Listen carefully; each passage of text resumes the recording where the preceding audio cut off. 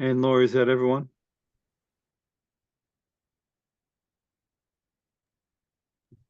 Just about. Kevin McCabe got bounced out. He's connecting again. I think that's Okay. everybody, though. Okay. And I'm looking for, Janet's back. Okay. Great. Good evening, everyone. Sorry, we're running a little bit behind. We're still one person shy for a quorum this evening, but I know that we have a number of people who've all pulled together to be here, especially relative to 12 Miller Hill. And on 12 Miller Hill, since this is an update and we're not making a determination of anything, I think we can go ahead and once I go through the initial opening of the hearing, then we'll be able to proceed with that, and then we will have to hold off on some of our other items until we have a fourth commissioner. Go ahead, John, Lori. Yep. Amy's here. Oh, excellent. Okay, She just arrived. super. Great. Yep. Thank you. Yep. Okay, then welcome to the October 23rd, 2024 Dover, Massachusetts confirmation hearing. And Lori, can you read the governor's permission regarding open meeting law? Sure. Following guidance issued by the governor regarding the open meeting law, this public meeting will be held remotely. Individuals wishing to participate may do so by using Zoom video conferencing technology. To join the meeting by video using a computer or tablet, please use the link on the agenda. To join by phone, you may call the number and enter the meeting ID and the passcode, and the meeting is being recorded. Great, thank you. First item is we'll open things for things that are not on tonight's agenda. If there are any public comments from residents of Dover to bring anything to our attention. And seeing and hearing none, we'll proceed. Let's see, the 12 Miller Hill restoration report. Paul, can you give us an update on that, please? Sure. We had a meeting out on site with representatives from Goddard Consulting and Crawford. We took a tour. At that point, the well was being drilled. Has not yielded any water at that point. Hopefully, by now it has. And Chris can give us an update on that. But essentially, the site was ready to receive trees. One very good thing that I had pointed out to me and observed is that if you recall, back when they did the initial assessment, they did a tally of stump sprouts, significant stump sprouts that they thought would develop into mature trees.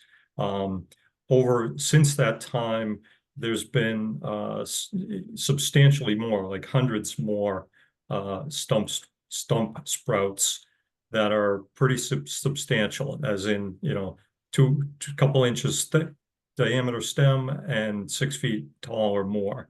So that should go a long way in helping to achieve the required restoration cover.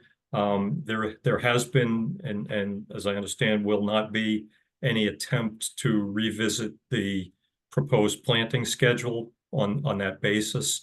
So in essence, it looks like there'll be a lot more essentially saplings than was anticipated in the restoration plan. So I did walk through the area, inspected the wetlands impact area at the bottom where the wood chip impact had occurred. There's really no erosion that's occurred, which is good. We did talk about controlling some run-on water up from the top of the site at a couple spots. Basically it was moving ahead pretty well. One thing, I don't know if the commission saw, there was a very brief report that a load of trees was infested with the lanternfly, if I recall correctly. So I'm interested to know what the status is of replacement trees. That truck, as I understand it, the whole load was rejected, and it was a closed box truck. So it wasn't a situation where the trees got offloaded. So hopefully all the lanternflies stayed on the truck, and the truck was sent back where it came from. So Okay, thank you.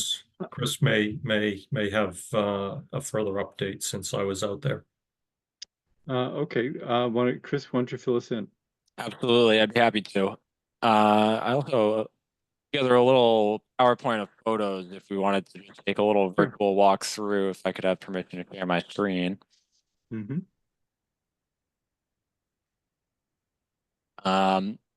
Correct, yeah, there was a shipment of plants that did have some spotted lanternfly on them, and Nick was the one who I think first encountered that, so I can let him elaborate a little bit more. But yeah, that truck was refused immediately, and I reached out to some folks at MDAR to kind of run it by them. They said there's not really a whole lot to be done, but they were appreciative that we had reached out. And we can revisit that momentarily, but I just wanted to give a little rundown of everything that's happened out there, because I'm sure several of you have not seen it. But anyway, a little run through of, you'll note in the bottom left, dates. So essentially, since Crawford started working out there, we laid out the site, protected all the initially identified stump sprouts. We implemented the mat road, began wood chip removal, more wood chip removal. Those wood chips were laid out to solarize and kill off any Asian jumping worms that were present in there. They were disposed of off-site. Invasive management has been occurring kind of throughout. So this example right here is just from stem injection of knotweed stock. The habitat features are up, bird and bat boxes, as well as wildlife cameras. Erosion controls and deer fencing are in place. There's at this point a gap at the top of the hill in the deer fencing, but that'll be closed off once planting is done. Wood chips, again, mostly removed at this point. We've got invasive dying off due to successful treatment. Nick did a bunch of brush mowing to be able to actually get plants around the site. And so at this point, site prep and removal is essentially complete. Wood are gone. There's a little bit mixed in with the topsoil, but to get anything else, you're going to be removing topsoil. So essentially, we called it at this point. Had property line staked out for the well. And then September was a little quiet. We were mostly working in the background. We did, as Paul mentioned, go out and identify 110 additional stump sprouts that Nick and I decided were essentially, quality specimens worth saving. So those are all identified in the field and have been GPSed and updated, shown on these plans. Beginning of October, we started staking out tree locations. They're a little tough to see in the photo, but you'll note some yellow, orange, and blue pin flags for tree location. Well drilling has been underway, and I think Nick can give another little update on that in a minute. But then began arriving. Trees are, honestly, they are some beautiful trees. They're in great shape, look really healthy. So really happy to see that. They're all being tagged with stainless steel tags for monitoring them as time goes on. And it has begun here in the last 2 weeks or so. So there's, again, I'm sure Nick can give some more numbers on how many plants are in the ground, but my understanding is that we are cruising right along with the planting. And you'll note it is absolutely starting to fill in a bit. Some beautiful terminal buds on a hickory here. Lots of large planting trees. Irrigation is also being laid out as we speak.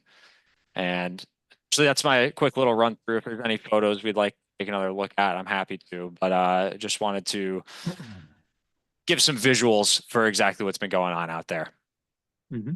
Great. Thank you, Chris. You're welcome. Nick, why don't you fill us in from your perspective? Yeah, so just a little bit more current update as of today. Going back to the spotted lanternflies, like they said, there was a semi load in a closed semi trailer. We dragged 2 of the trees to the back of the truck, noticed the lanternflies, closed it up, called the nursery, and they called the truck back. So we didn't accept any of those. The truck was open for all of 2 minutes while we drug 2 of them to the back of the truck. I can't imagine that there was any crop contamination with nothing else. The whole load was rejected. We didn't accept anything off that load previous to that or after that. We sourced 100% new. It was actually the small sugar maples. It was the smallest size of sugar maples, the smallest size of red maples, and the 2-inch sugar maples that were on that truck. And we were able to source replacements in kind for them. And actually the trees that showed up were even nicer than the ones that were in the trailer. So we received those. As of right now, we will be done putting all the plants in the ground tomorrow. So there are, it looks a little bit like a bomb went off because we've dug 1,000 holes out there, but all the trees, all the shrubs will be in the ground by the end of the day tomorrow. Everything's getting watered in as we go. The well, they went down to 800 feet. We only had 6 gallons per minute. We were looking for a minimum of 10. That was like 2 weeks ago. This past Monday on the 21st, we had a company come in and zone frack the well. So zone fracking is just a little bit, instead of just kind of arbitrarily hydrofracking the well, they do it at predetermined depths to try to maximize the fracking itself. So that happened on Monday. They finished that on Monday. Yesterday, the well company came back out and started testing the well to see what we were getting. They didn't finish testing yesterday because it takes about 24 hours to see what the well produces, let it draw down, and then fill back up so that we know what the gallons per minute is. So as of today, without an official count, I stood there with a stopwatch watching the gallon meter on the test pump, and it looks like we're above 10 gallons per minute, which is what we wanted. It looked like it was about 12 and a half or 13, but I'm gonna confirm that tomorrow with the well company because they had still left it running when we left. What else? We are, literally planting our way out of there. The road is being deconstructed. The road is being decompacted as we move out because we've traveled over it thousands of times between hauling the wood chips out and bringing the trees in. The stone wall was put back together today. Excuse me. The irrigation is being laid out simultaneously with just the drip rings around the plants for now.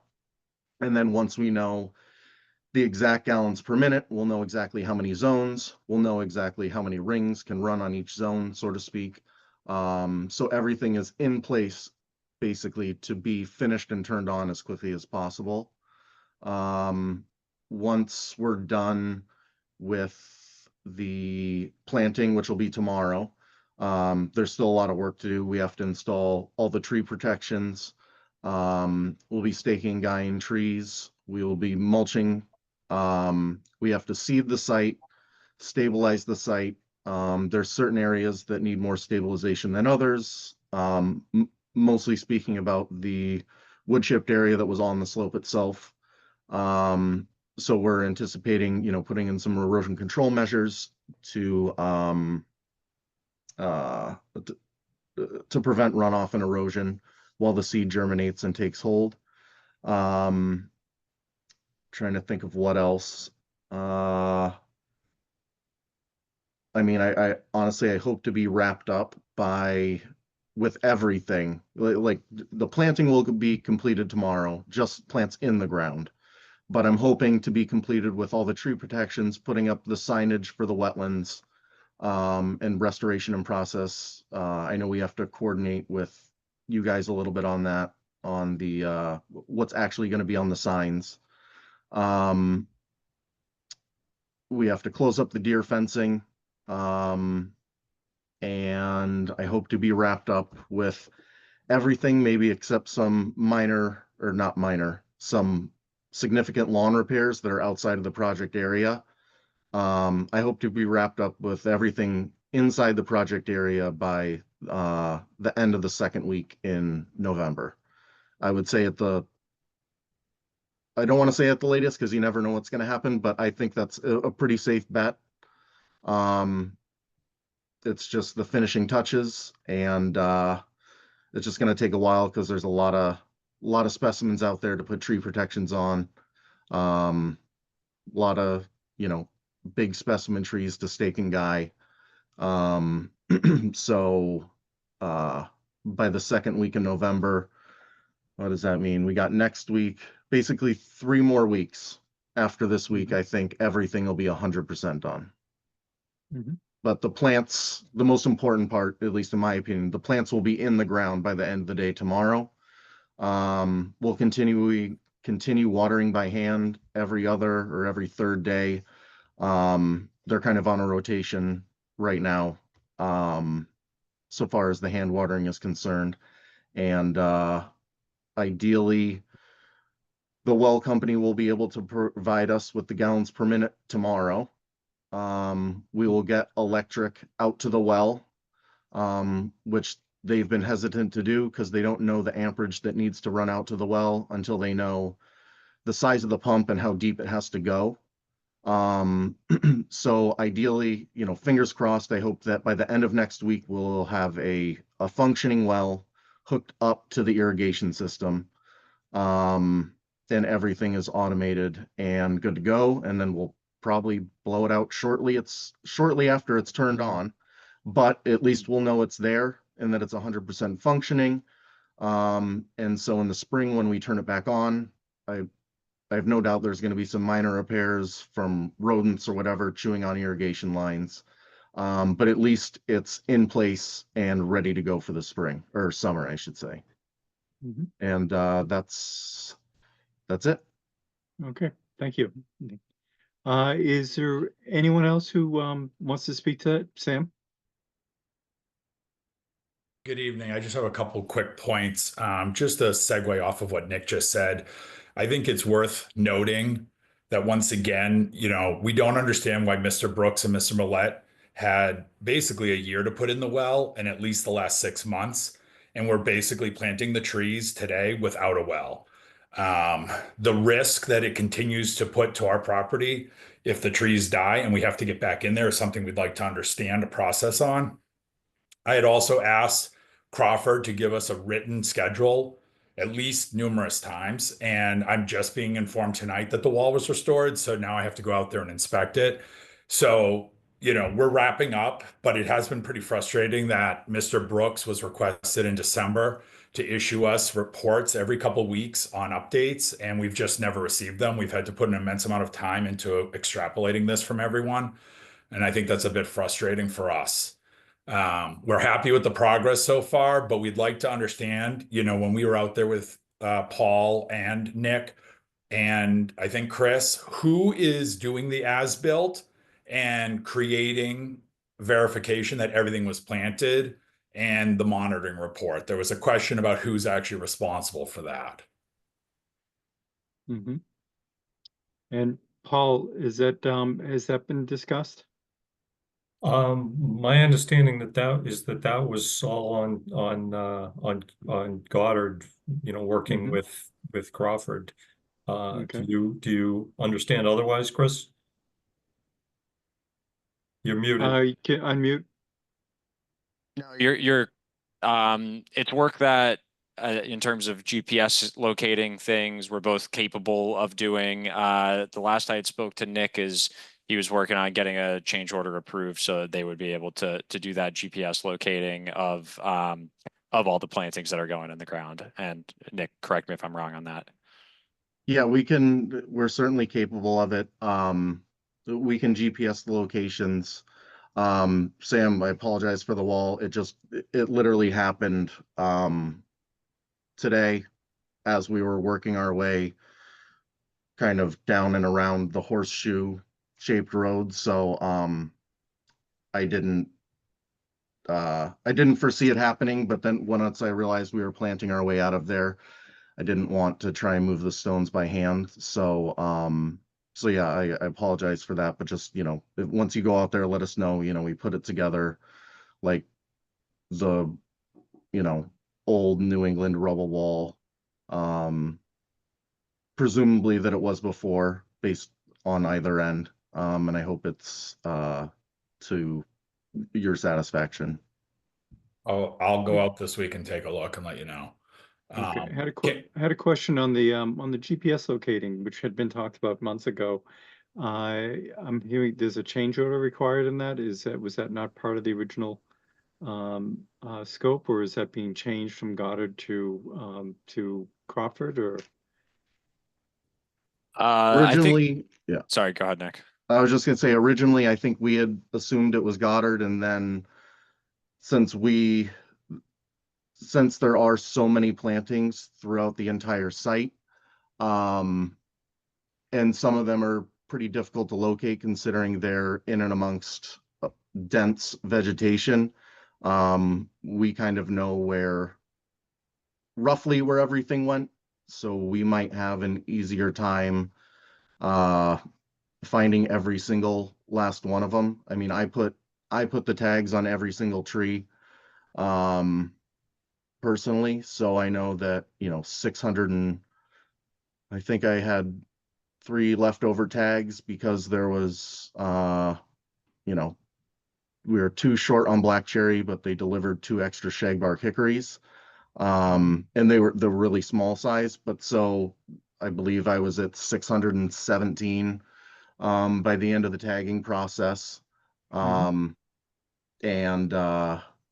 yeah, so we thought it might be easier for us to locate the planted locations since we are the one to install them, but it's gonna take a while to GPS it all, because there's just once you see the site, it is it's dense. You can't move around in there with any type of piece of equipment anymore. The trees are so tight together. So How long is it going to take to do that and prepare that report so that we can review it for accuracy? the as-built, I mean, Goddard laid out the flags. It's gonna take us, oh, I'm just trying to think of an average per tree. If you figure it takes 3 minutes per tree or something. Yeah, big picture. Like, are we going to see an as-built before the end of the year? Yeah, oh yeah, absolutely. Yeah, yeah. So again, Nick, if you guys can get us a written schedule and Goddard, like if you're wrapping up planting in the next 2 weeks, I'd really like to be out there on the next site walk with Goddard, and hopefully Paul McManus can join us. Sally from trustees might want to. I encourage the board to come out.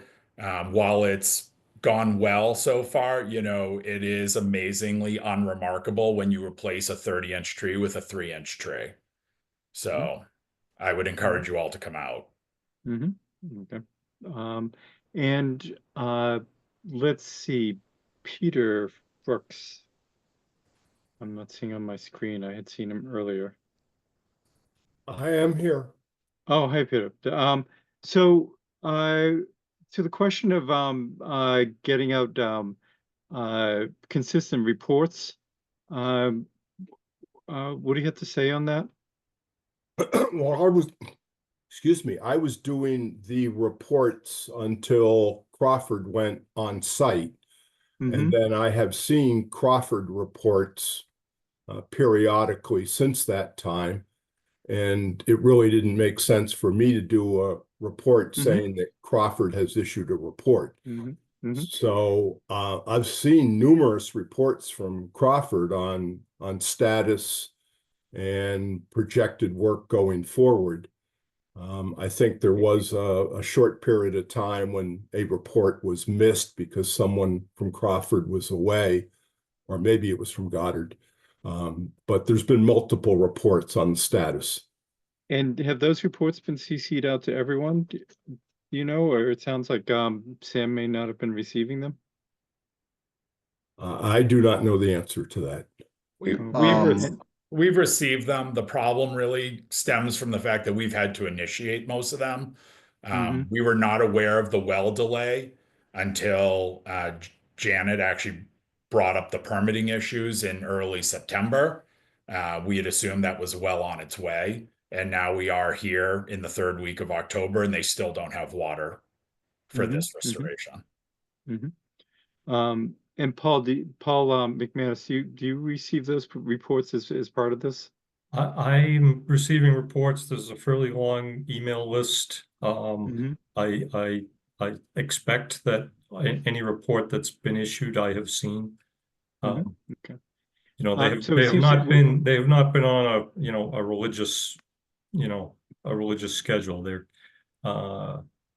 you know, they come out at irregular intervals. Yeah, Mhm. just for the board's point of interest, when we had approved and issued the license to Crawford to come on the property to perform the restoration, we had requested a weekly update and even informal format of emails and photos so that we knew what was happening that week and for the next 2 weeks following, so we could time site visits and coordination with them. So I think that's just our frustration. We're happy with the progress that's been made, but it's just required a lot more of our oversight and intervention than we had Mhm. planned on. Okay. So I mean, the well is pretty much a moot point at this point. It's may have been, we don't need to go into delays or any of this. What we want to do is wrap this up before the end of the season. So Nick, can you get reports out on a weekly basis from now until completion? Even if they're the just phone memos of milestones. Sure. Okay, I think that would be relatively simple to do. Is there anything anyone else has to any questions or things they want to bring to our attention on this? I mean, given the hiccups, it's quite a job, and that's appreciated, and also appreciated that you picked up on the lanternflies. Yeah, before that they was left. it was Can I- actually somebody else that spotted them, but Mhm. I was extremely grateful. I dragged them to the back of the truck and we were almost about to start unloading and somebody noticed them. Was that stock from New England or did it come from further south? It's like Southern Connecticut. Mm-hmm. Okay. So Hmm. I know there's been some speculation whether or not Connecticut's part of New England, but it is it is it's from the Northeast and they went back to where they came from. Mm-hmm. Okay. Okay. Does anyone else have anything they want to offer for this evening? I think let's just try to tighten up our communications as we finish things up. Anna? Just quickly, is there a site visit? I probably didn't catch it clear enough. Are we gonna do that? Is there a date coming up already? What would be an appropriate time in this sequence? I mean, if you give us I understand they're not 30-inch trees, but it's a remarkable transformation we've what's been done out there. Like I said, it looks a little bit like a bomb went off because we've dug so many holes. But if you give us, I would say to the middle of next week or something when we have things kind of fine-tuned. And I mean, it looks good right now, but it's going to look better in a few more days. If you guys wanted to walk through like the middle of next week, I think that would be a great time. I think that, everything from a visual point of view will be completed. Mm-hmm. Why don't you coordinate with Paul McManus and Sam and bring it and keep us in the loop there, and then we can via email we'll figure out a time that hits the most number of people for that. Okay, Okay. so let's shoot for that. Anything else concerning this evening? Okay, thank you very much. Appreciate the coordination. As there've been hiccups here and there, but the end result seems to be what we were all looking for, and that's very much appreciated. So thank you very much. Have a good evening. You too. Moving on now, we have our quorum. So we have a discussion relative to the town garage. Janet, why don't you fill us in terms of where we stand on this on our end? Sure. So actually, the discussion tonight is on the proposed fuel station. We Mhm. did approve the salt shed replacement earlier. And the proposed fuel station relocation is outside the buffer. But planning had a site plan review meeting back on September 9th. And a number of questions came up with regard to potential impact on the wetlands. They had asked, had DPW been to Concom just to get any concerns addressed or to discuss the project? And the answer was no. As a result of the planning board meeting, Weston and Sampson, the consultant on the project, issued a memo September 13th, 2024, that went out to all the commission members. We discussed that at a meeting, and there was the sense that we would like to learn more about potential impacts to the wetlands from any kind of a spill, and what kind of spill prevention measures were undertaken. Because of the grading of the site, a spill of gasoline would drain into the wetlands. And then we just received a follow-up letter from Weston and Sampson yesterday, and that went out to all commission members and I believe planning board members as well, that had more detail on spill prevention features and spill response features. So that's where we are. Again, this isn't a permitting situation. It's really just informational.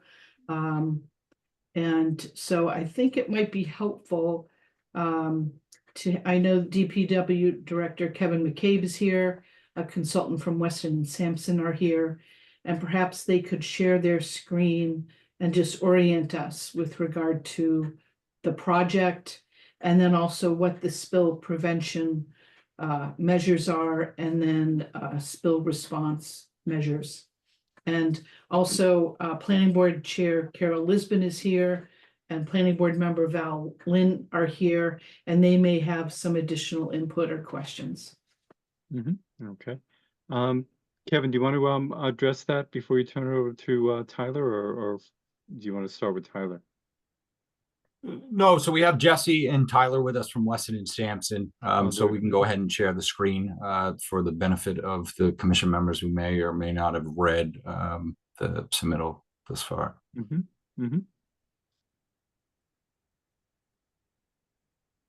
All right, thank you, Kevin. My name is Jesse O'Donnell. I'm a civil engineer with Weston and Sampson, and I just want to make sure, can everyone hear me well and see my screen that I'm sharing? Yep. Great, okay. So I'd like to start just by sharing, I think, the screen showing this memo that we released, or this letter, to both the planning board members and the commission members yesterday morning. And what it does is it just summarizes the various spill prevention procedures or features that we will be implementing with the design of the new fuel system. And then there's a second section on the second page that talks about spill response procedures that are typical for these types of facilities. So as you can see here, we have a number of bullet points, about a dozen bullet points for spill prevention features that will be part of the design. And I'm not sure if everyone got to read or at least scan this document. If it would help, I can just read off a few of the bullet points just to kind of drive the point home here. Would that make sense? Yeah. Okay, great. So we have an electric leak monitoring system as part of the design, just to notify the owner when leaks are detected, however small they may be. Now, leaks would be very rare in this instance, but if ever a leak were to happen, there is a monitoring system. The tanks are filled with overfill prevention valves, high-level alarms that trigger at 90% capacity. I think some of the more important ones also here are, the check valves to prevent accidental siphoning from the fuel tanks. There's recommended tank inspections on a regular basis. There's annual training that we will be doing for the DPW staff. And all of these points in italics are part of that prior letter that Janet had mentioned that we sent in September. And as part of this more recent letter that we just shared with the commission yesterday morning, we added 4 more features that we think are pertinent and worth mentioning. So I'd like to focus on these for a few more minutes here. So first is secondary containment. So the proposed about 9,900 gallon fuel tank will be placed in a larger tank around the outside of it. And this double-walled tank allows for secondary containment. So if there was any puncture or spill from the inner tank wall, the outer tank wall would offer enough volume to handle all of the volume that's within the inner tank. And that's a very standard best practice in these modern types of fuel systems. Secondly, there are these positive limiting barriers. These are something we probably all see on our day-to-day experience at fuel stations, but may not notice. They're the little grooves in the concrete around the outside of the concrete pad at gas stations. And those grooves just offer a small amount of containment in the event of any small sort of spills. And those will be present on the site. In addition, we have bollards placed along all the sides of the fuel system, along 3 of the sides, to kind of contain the fuel system, protect it from any errant vehicular maneuvers. So that's an important piece to mention. And then finally, we have automatic shutoff nozzles. This kind of goes without say, but with any other modern gas station these days, when you're dispensing fuel into your vehicle, you can lock it and leave the fuel to dispense, and it will shut off when the tank is full. And that is certainly a feature that would be on this site here. So if there was any sort of negligence or someone was to leave, the fuel running while filling up a vehicle, there is an automatic shutoff defense mechanism there. So those are some of the spill prevention features that we'd like to mention. In addition, we have a lot of spill response procedures. And I think the one that's really worth mentioning to the commission tonight is that in the event of a spill, if that were ever to happen, we will have a spill kit on site, which will have a product similar to this one that I'm showing on my screen now. This one's called the PIG Drain Blocker. And it's this adhesive that you roll out just over the grate of the catch basin on the site. And I can share a screen in a moment showing where the catch basin is. But in the event of a spill, the way the site's graded, the proposed kind of grading would guide any spilled material and or stormwater, for example, during a storm, from the fuel island into a double graded catch basin. And in the event of a spill, the immediate response would be to lay one of these over the catch basin, which offers a good seal to prevent fuel from getting within the closed drainage system, which is a very important piece to all of this. And then in addition, we have some general spill response procedures here, just flow charts that are kind of generic that we use on a lot of these types of projects that are helpful to follow in the event of a spill. So this would be a part of our final spill plan before the operations would commence in the future. So with that, I think I'd like to just extend a discussion to the commission. Just, we'd like to invite any thoughts you may have and just start a conversation about these features and see what you may have to say. Thank you. Can you pull up the plan view? Thank you. So the bollards that you're recommending, what size are those? So they're typically, and Tyler, feel free to correct me if I'm wrong. Those are 6-inch bollards, concrete. Okay, so are they engineered to handle a 10-wheeler or larger that might be sliding into them? Yeah, they'll withstand a vehicle crashing into them at speeds that are anticipated to be on the site. Another thing that I'll add is that the tank being proposed is it's a UL 2085 protected tank, which means that they're actually designed the tanks themselves to withstand a direct crash into them without puncturing the primary tank. I've seen videos of these they're called fire guard tanks where a forklift drove into the side of it and the fork doesn't penetrate the inner tank. So, and based on NFPA regulations, a protected tank doesn't require bollards. We just do those as best management practices, as speaking regulatory minimum requirements. And is the inner tank polyethylene or is it steel? Steel. Okay. Commissioners, does anyone have any other questions? Good. And planning board? Oh, John, I just had a couple of questions. Oh, I'm sorry. I just saw your hand go up. Jim McLaughlin, a commissioner, could not be here tonight. He actually forwarded 2 questions that I wanted to run by the consultant. The first was, have we received the operation and maintenance manual? And if not, when would that be available? That was the first question. Operation and maintenance manual for the fuel island? I guess it's probably the spill prevention, control, and countermeasure plan.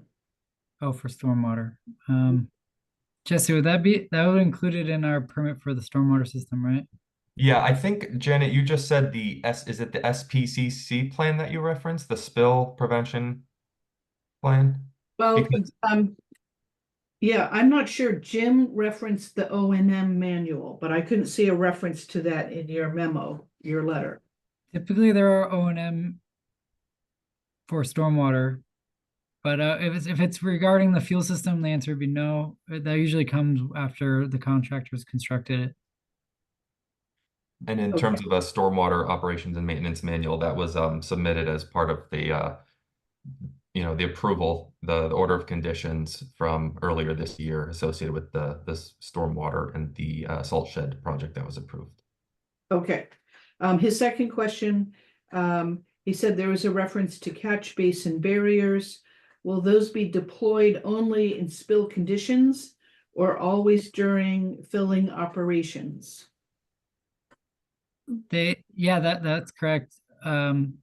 Best management practices is when the tanks are being filled to deploy the basin cover, and otherwise they'd be deployed during spill containment responses. Okay. And then I just had a couple follow-up questions in terms of prevention. When this electronic leaking monitoring system goes off, it says it notifies the owner when leaks are detected. So that would be someone at DPW, and is that a 24/7 alarm? That would answer.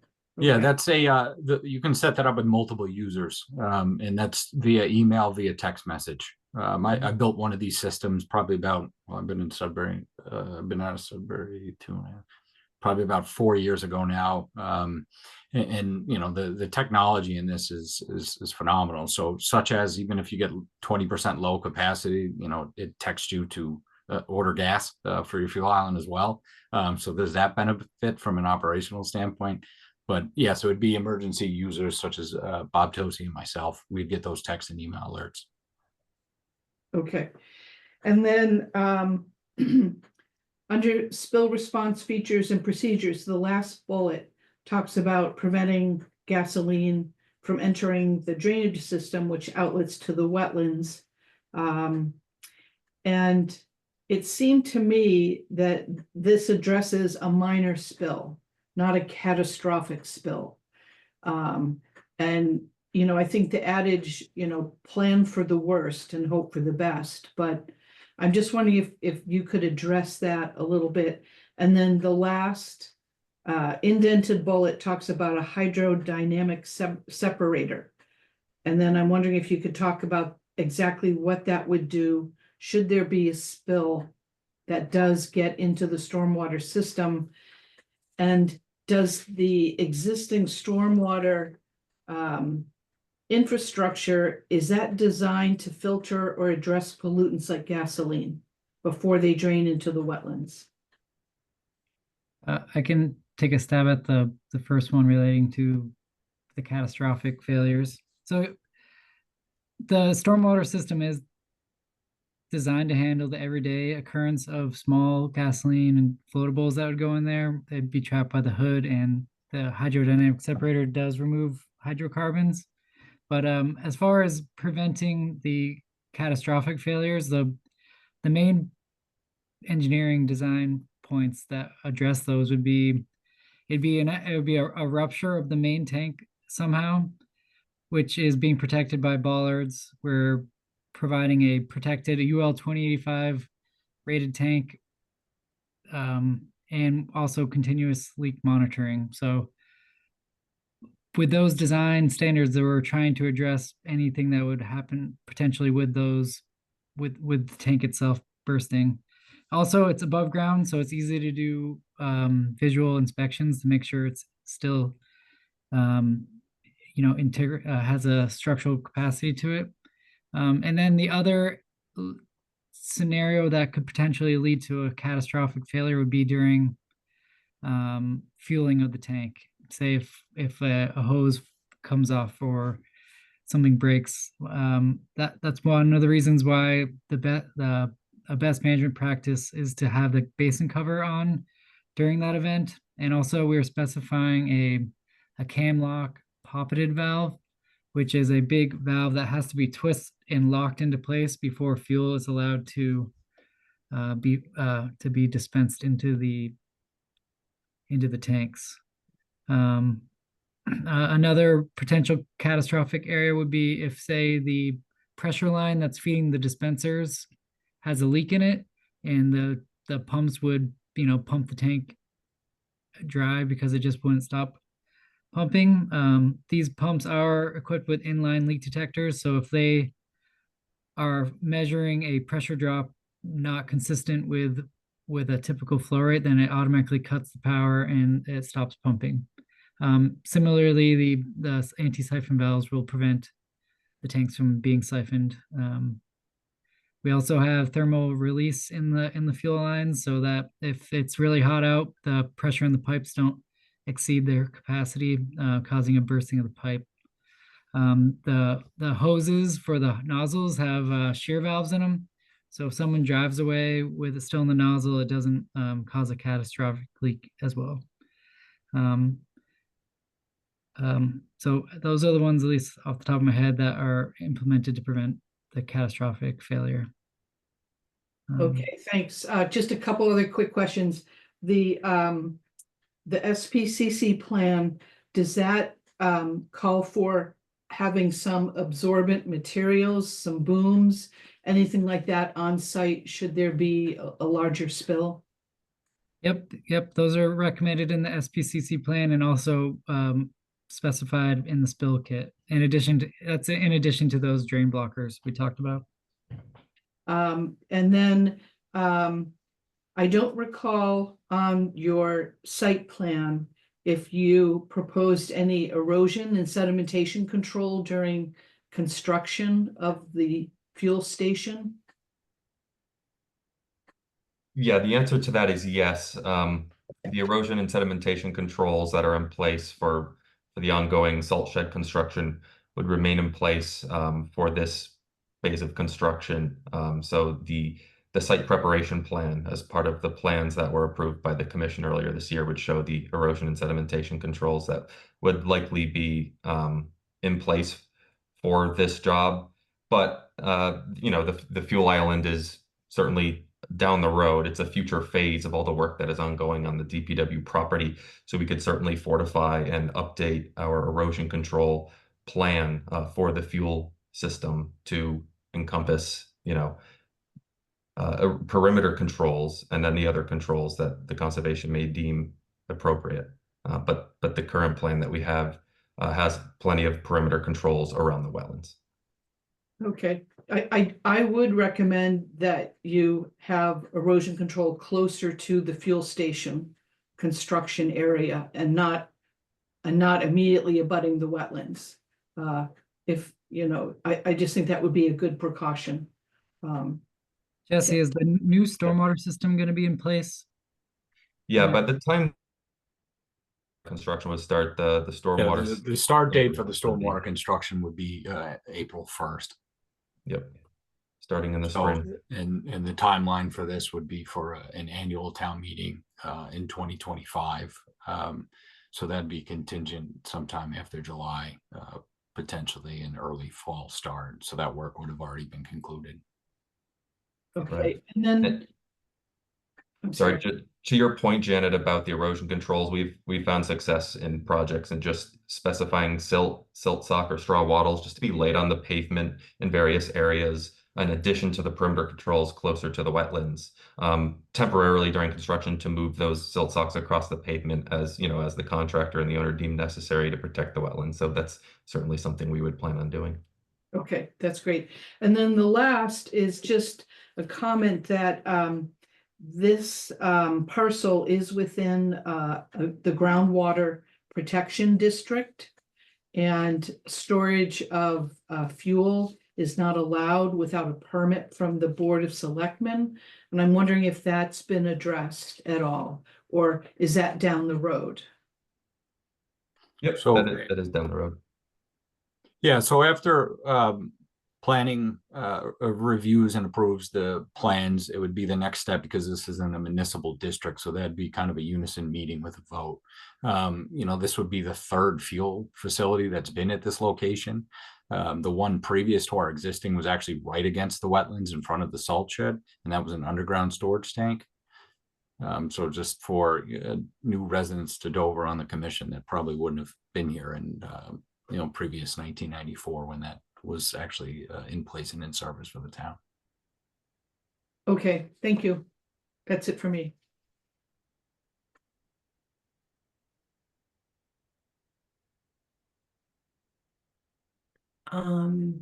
I wanted to ask, John's having some technical difficulties. He just texted me and he asked if Tim could take over as chair of the meeting till he works them out. Sure. I Okay, don't know what it is. He said something was up with his computer.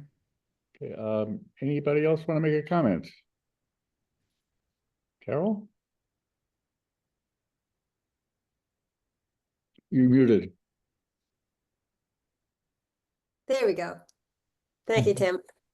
This is not a formal planning board meeting. We don't have a quorum. We didn't make it as a meeting. So we're here just to listen. I will just, as Janet said in the introductory, her comments, that when this was presented to us, there were so many questions that could not be answered. And we were concerned that due to a foot or two or three of the 100-foot barrier, that the Concom hadn't had a chance to opine. So that's why we asked that you guys take a look at it, and we appreciate the time you're spending on it. Thank you.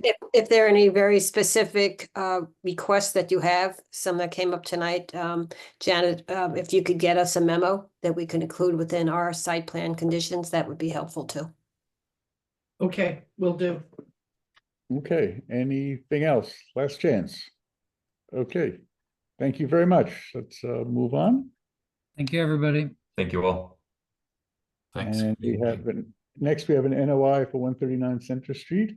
Construction access over existing gravel driveway. Utilities, drainage, driveway improvements. Who is representing them? Good evening, everyone. Mark Cooperman with EcoTerra Design and Consulting, representing the team this evening for 139 Center Street. So would you like to tell us about the project? Yes, sure, Tim. I will begin and then give Janet a chance. So the project is an existing old proposed single-family home development site accessed off of Center Street. There is currently I believe a 2-bay garage that was constructed down at the road at one point, which is to be removed for the project. And then there's a long gravel driveway with a culvert crossing for the intermittent stream. that heads up to what I would describe as kind of a prepared gravel pad that at one time was completely prepared for a house site. I know Janet has visited the site. I don't know if anybody else has had a chance to. So we are, after many years, with our team, our developer builder, David Silverstein, and in collaboration with the clients, our project engineer, survey, et cetera, proposing the single family home presented before you with associated septic, of course, utilities that run along the driveway. Would you like me to pull up the plan, Tim? Yes, please. Okay, let me pull that up. Open one of these sheets. All right, this should be a good sheet here. Let's do that one.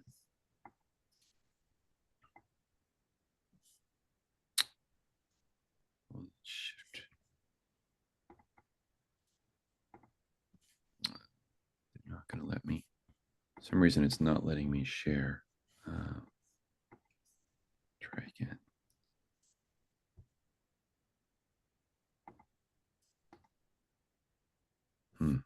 Oh, documents. Here we go. No,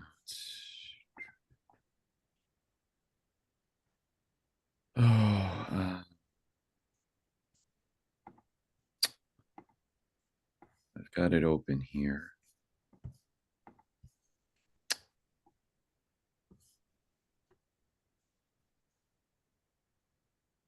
Don't know why it's not recognizing.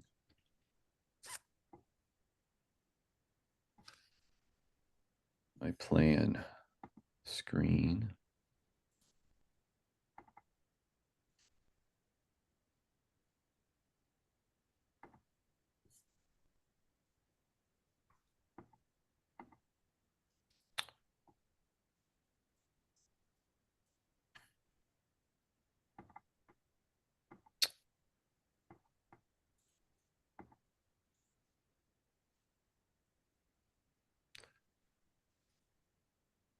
Bear with me one moment, please.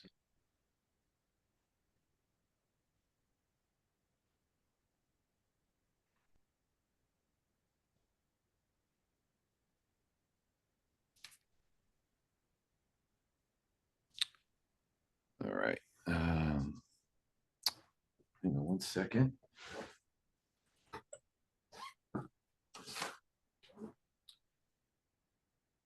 Let me see if I can get this to allow me.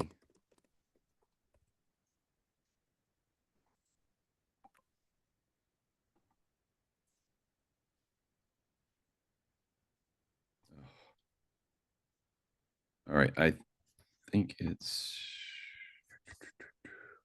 let's try that.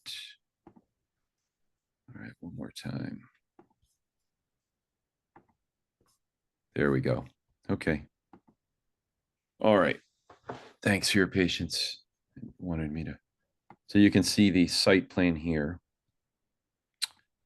The property access down here on Center Street.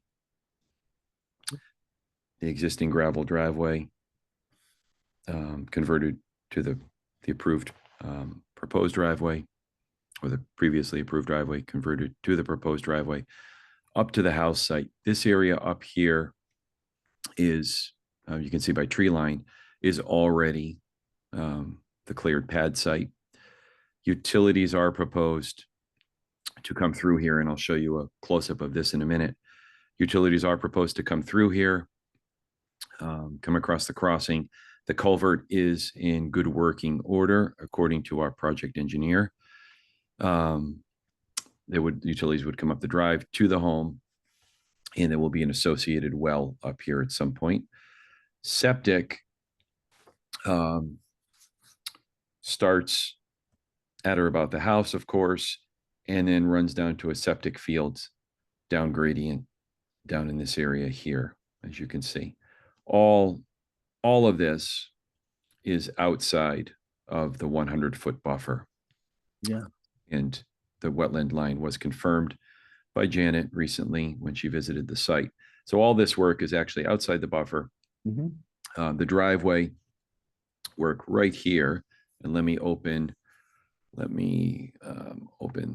the closer view of that for you.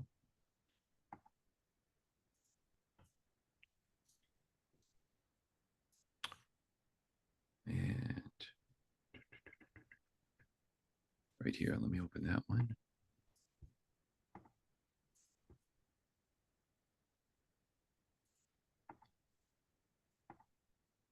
Okay, a little bit closer on the driveway section here, you can see that in addition, in collaboration with our project landscape architect, we have the driveway here, the existing crossing at the wetland, and all the work that takes place within the jurisdictional area is sort of right in here. There are some existing landscape plantings that were planted along here that are in poor health and overgrown, in addition to some invasive species that we are going to take ownership for mitigating and removal. As pointed out in Janet's review letter, they are fairly isolated, so our intention is to do this all mechanically by hand or with small machine. I don't believe we will need a long-term follow-up herbicide request here. In addition, we then subsequently have a landscape restoration plan coming in here to plant these shoulders and such with more native species. You can see the driveway coming up here. I think there's one more. Let me see what this one. Here we go.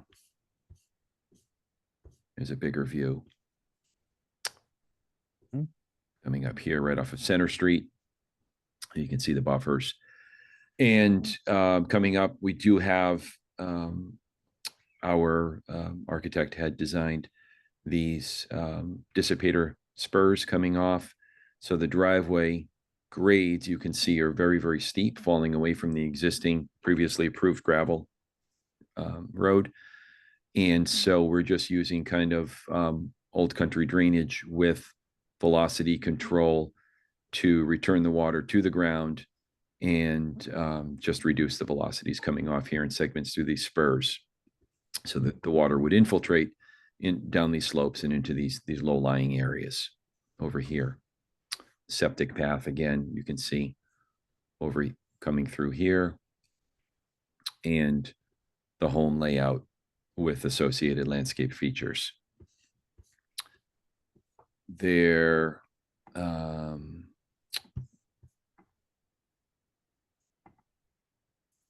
think that's still the best one. The site, as I mentioned, is already previously cleared, so there's very little clearing here. The clearing is really more the editing down here around the driveway and the crossing. The existing two-story garage is right in this area here, and that is to be removed. So that is actually, I don't know the history if I think it's unclear as to whether that was previously approved, but it is within the resource area buffer portion of it. It probably predates the Right. the law. It's possible that it did. The culvert was old. The culvert. Here we go. So the garage is to be removed. So we are removing this garage within the resource area. There is documentation on the culvert itself, which is why we're working exactly with that. And you can see here we're removing a number of both volunteer invasives in addition to some that were planted previously, like burning the Euonymus elatus and such. So this area of the driveway will have this planting restoration plan associated with it, which is right. Ellen's planting plan was up here. You can see here we have a nice palette of plants, many of which are natives or native cultivars, and that will kind of resurrect the driveway after those trees are edited along there. There should not be any in reviewing the review comments. There's no level of clearing here that should trigger the tree filtration zone requirements. Again, these are more sort of single edits along the driveway. coming Mark, up. if you scroll down to page 5, you'll see the proposed planting. Oh, one more. Yep. Thank you. Thank you, Alan. I knew we had it there. There we go. Perfect. Okay, so we do have, there are several cultivars previously planted that we will be preserving. These nice dawn redwoods that Alan and I had found, and the spruce. And then Alan has added all of these plantings along here, going up the driveway, in and around the spurs, to stabilize and resurrect and dress up the sides of the driveway. And then obviously there's, this is what's within the jurisdiction. Obviously the clients are probably going to be, you know, continuing to improve the driveway approach as we work up towards the house. We just limited this to what was within the resource area to sort of scrutinize that at a lighter level. There, you can see here the plant list that Alan has put together has a nice selection of native plants along there. Mark, is this going to be paved? Driveway, it's our understanding that the driveway, right now, the applicants believe they would like the driveway paved, correct? Good. Alan is working obviously with them on a master landscape plan that will address some of this. And so whether the entirety of it gets paved or portions do, or to be determined, but for these purposes now, I think it's safe to say that we can plan on pavement. Good. We actually prefer that. Yeah, good. Yeah, certainly with the slopes. Mm-hmm. Right. Yep. Yeah. We'd rather have control through these spurs that Alan had incorporated here. And with snow, you know, that's the problem Right. with unpaved, is that when it snows, the stuff gets pushed around and into the Right. off This portion, Tim, is actually paved. Where's the mark, Alan? Is up? It's up to about. It's paved about to the existing garage, which is about where that spur is. Right about where your cursor is there. Yeah. Just you know, the garage just creeps into the 100-foot buffer. Right. So it's about paved to that point. Right to there. That's existing pavement. Good. Everything else is gravel. That being said, Alan Ockman, our landscape architect on the project. Alan, anything you'd like to add that I didn't cover? No, I think you did a good job, Mark. Some of you have seen the site. You know that it's hard pack gravel existing, and that was work that was stalled for whatever reason some years back. But the wetlands all been reflagged, as Mark noted, and the crossing is still in good shape. But it's been fallow for a while now. Yes, good way to put it. This area in particular that Alan and I looked at, this is sort of right around the wetland, of course, where we often see it, is where we have most of the invasives, in addition to those that were previously planted, like the burning, the winged euonymus, the burning bush. And that being said, I think I'll turn it over to Janet to go through her comments if. Thank you. Yeah. Janet? Sure. And maybe you can leave up the site plan. Site plan. That might be helpful. So in reviewing this, it does seem generally straightforward, but because there had been a prior order of conditions 24 years ago, I had a number of additional questions and follow-up that I outlined in my report. The first was in the NOI, it indicates that the applicant's engineer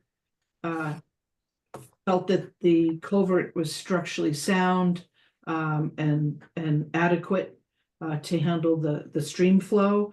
But I would like to have a written statement certifying that from a PE. I don't see the harm in doing that. And in looking over the old permit from 25 years ago, at the time, it appeared that the site plan showed that the culvert was outside the 100-foot buffer. So for some reason, they were not including the stream as a resource area. And I have no idea why. There are no minutes or there's nothing in the order of condition. So that just was a little bit of a red flag for me. So that was my first comment, that I'd recommend that we get a PE written statement as outlined. We are working on that, Janet, not a problem. Okay, great. The second was, was there a comment on that? Anyone else? The two of the engineering plans were stamped by a land surveyor, and generally it's our preference to have a PE sign off on the site plans. So is that it? Can you add that stamp, have a PE? Also, yes, I'm sorry, also being addressed, and we will consolidate the plans into a single plan set that our PE Gigi will be overseeing and stamping. Okay, very good. The Yeah. third is and Amy might be able to shed some light on this. So back when this property was subdivided from the Gibbons property, there was both a CR given to, I believe, the Conservation Commission and a trail easement. And so I had to do a little digging, and I did find a plan. I'm gonna pull one up for you. Okay. I think that, well, so it was when we bought Wildwoods from the Wilds, actually, was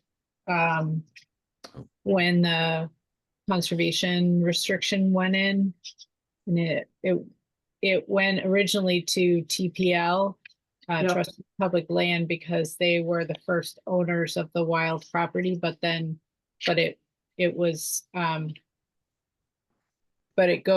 follows the owner of the wild property, so it now belongs to us. And there is a small easement over the corner of the property, but do you remember what map number it is? This is, let's see if it's on the plan. Because it's a good point, Janet. I'm sort of worried that it might be where the septic system is. So there, if you'll, can everybody see the current? Oh yeah, it's in the other corner. Sorry. It's in the other corner. corner. That's what I'm trying to point out. See this Yeah, here? yeah. It's in this corner. Thank you. You're welcome. I was rummaging through my books, but I couldn't get there fast enough. Yes, our surveyor Paul helped us clear that up. So here it is. And needless to say, based on the site plans that you saw, we have absolutely no work anywhere near here. Yeah, no, I remembered it was on a tight corner, and I just couldn't remember if it was Correct. It's on this corner. Yeah. Corner with if it was the corner with the septic system, it would be. So the septic would be over here, right? Yeah. Okay. So Janet, that I wanted to ask you about that. So that was number 3. I think it's fairly straightforward. I'd ask the commission, is it necessary to try and track down TPL? It's our conservation. It's our easement now. Oh, it is. Okay, I'm sorry. Yeah. So it travels with the owner of the adjacent lot, which is the old wild property, which is now a conservation commission property. And I'm trying to remember exactly what's in it, but I think it pretty much just says it's restricted to one residence, which. Okay. Which. But I can find it and send it to you. I don't, if I can. That would be great. And if we just maybe copy Janet and Lori, maybe that'll just address that item. Yeah, I don't know if I have your email, but I'll send it to Janet and Lori and they can send it to you. How's that? Okay, great, Amy. Thank you. And so number 4 is related to that. So what I saw in the file showed that the CR grantee was TPL, but it is, but it says it travels with the wild property, so it's ours Oh. now. okay. Okay. All right. That's clear. Number 5 was, I would like to see a little more information on the invasive management plan.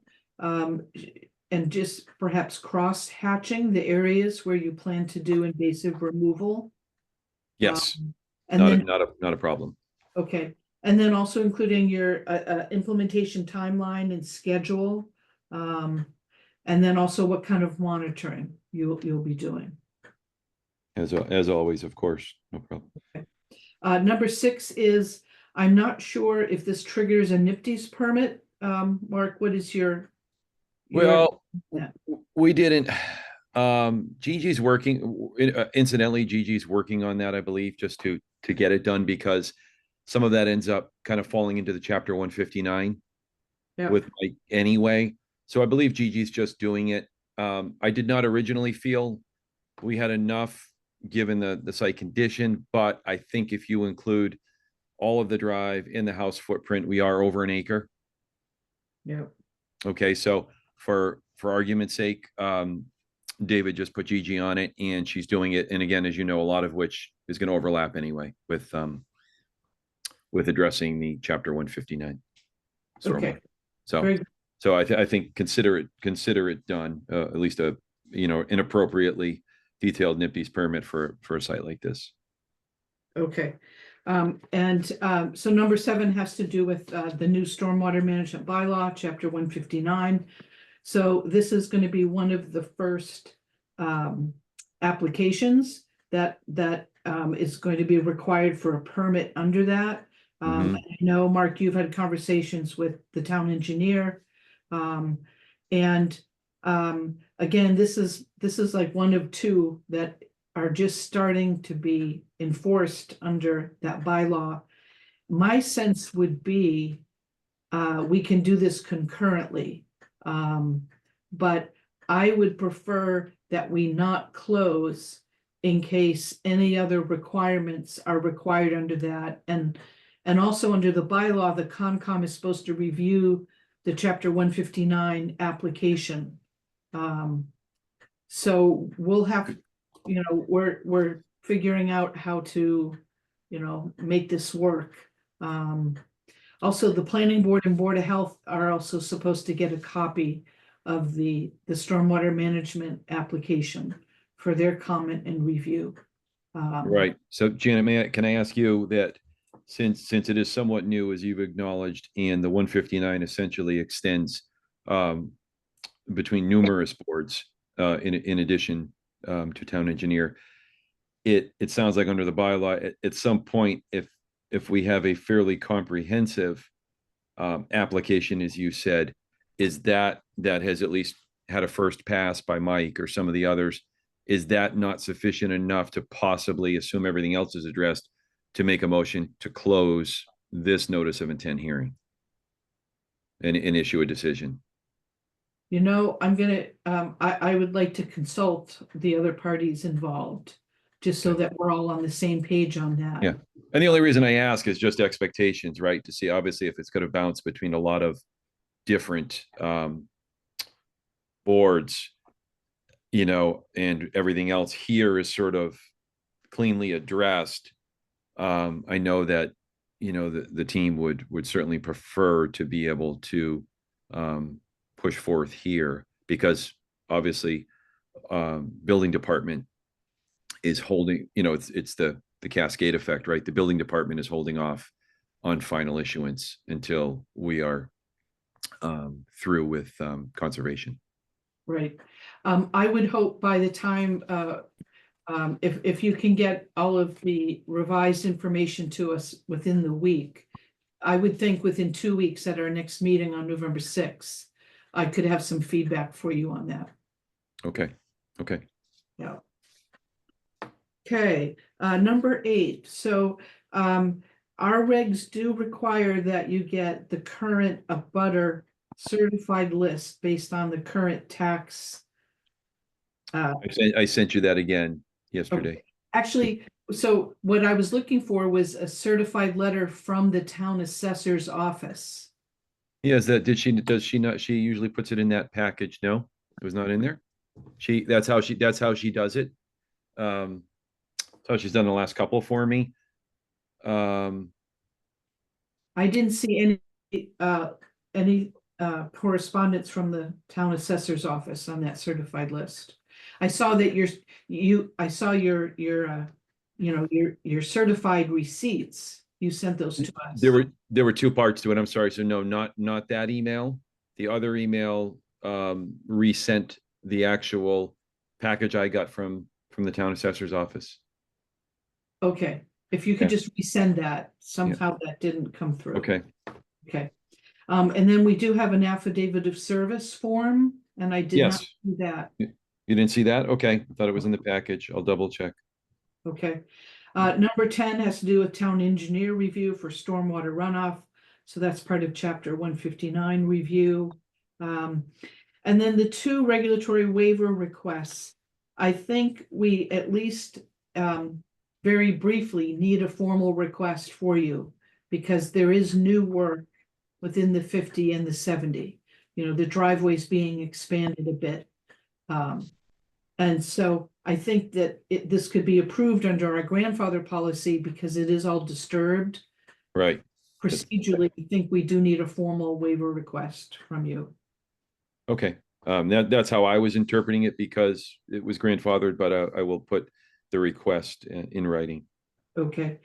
And then it would be helpful if you could tag the trees to be removed. Anything over the 4-inch diameter, those could be tagged on site.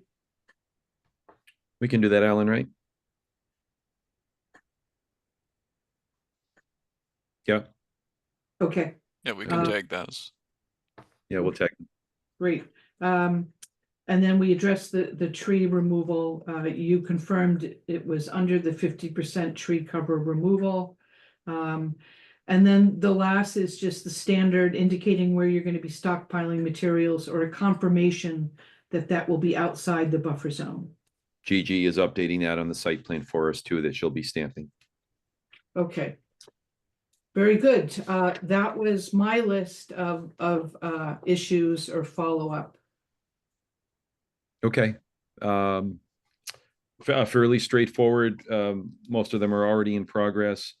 We'll go through it again and start checking them off. And then starting the 159, chapter 159 process. So Mark, I just pulled up the CR and I've now sent it to Lori and Janet. The only other condition besides only one residence was that there not be a fence higher than 4 feet along the border with 3B, which is Wildwoods, the conservation lot. Oh, that's this one. Okay. Yeah. Okay. I think it actually may be the whole the whole back area. Right. I can't see much. There we go. How's that? Is that better? It says construction of any 3B. fence on lot 3A along the property line of lot 3B, which is taller than 4 feet in height and which is constructed of a material other than natural toned wood, is part of the excluded thing. Okay. So it's a very skinny CR and Very it's 99 years. So in I don't know, remember when, but in a long time they can put up a fence. Okay. I don't think anyone has any intentions of putting fence up down here. It's quite or even, you know, it's between A and B, so that whole back one, they just can't put up a fence. They can't put up a fence on the lot line. On the lot line, okay. Okay, So I would say they need to set any fence. Well, they can. It can only be 4 feet, and it has to be made out of wood. okay, 4-foot wood fence. Yeah. Alan, did you get all that? I don't know why they would. I don't know why you would be putting a fence in the woods, but you know. I know. It's yeah, no, it's really nice woodland back there. So I can't. It is, and I can't imagine anybody. Yeah. You've got a 200-acre backyard there. I Right. would just enjoy it. Right. Let all the creatures do their things. Yeah. So I don't think that was in the works, Alan. Do you? Right, no offensive has been discussed anywhere down there, so. Yeah. Great. And remember Well, the topography out here really dictates a lot. Yeah, And no, it's a commitment. It's a commitment to get down there. so yeah, I don't think they're going there. It's just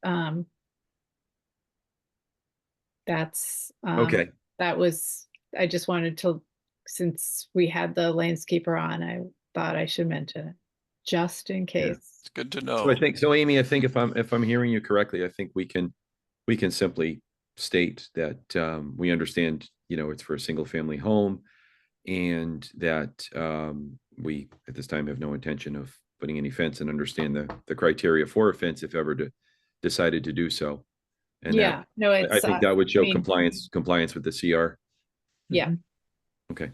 it's a 1-page CR. It's not. Oh, is it really? Wow. Yeah, well, it's because it's more of a deed restriction than a The CR, CR. yeah. It calls itself a CR, but it's really a deed restriction. Right. Exactly. They are much more succinct. But because it's 99 years, it probably couldn't call itself a deed restriction. Mm-hmm. Mm-hmm. Okay. All right. Well, thank you everyone for your input, and Mr. Interim Chairman, Tim, thank you for stepping up to the technology table. I think we're good, and we will be back for the next hearing, and hopefully with most of this checked off. Great. Thank you. Thanks. Thanks, everyone. Thank you, Janet. Thank you. John, you're back. I am. And I'm staying on. Yeah. Can you unshare? That's it. Thank you. So we're up to 143 Dedham Street. Yes. Mhm. Good evening. Welcome back, John. Oh, you again. Thank you. I'm perfectly content to sit here and have Tim carry on. I was going to Okay. say, Tim's doing a great job. I'm sorry. This one should be fairly straightforward. So, Janet, would you rather introduce this one, since really I've walked you through it and you have your recommendations regarding it? Sure. So this is an existing order of conditions. You'll remember this is the large riding facility. Amelia Farm. Yeah. And the last time I was out walking the site with Mark, he pointed out a number of trees, 7 large hazardous white pines, 1 birch tree in decline, and 6 white ash trees that are dead or in decline.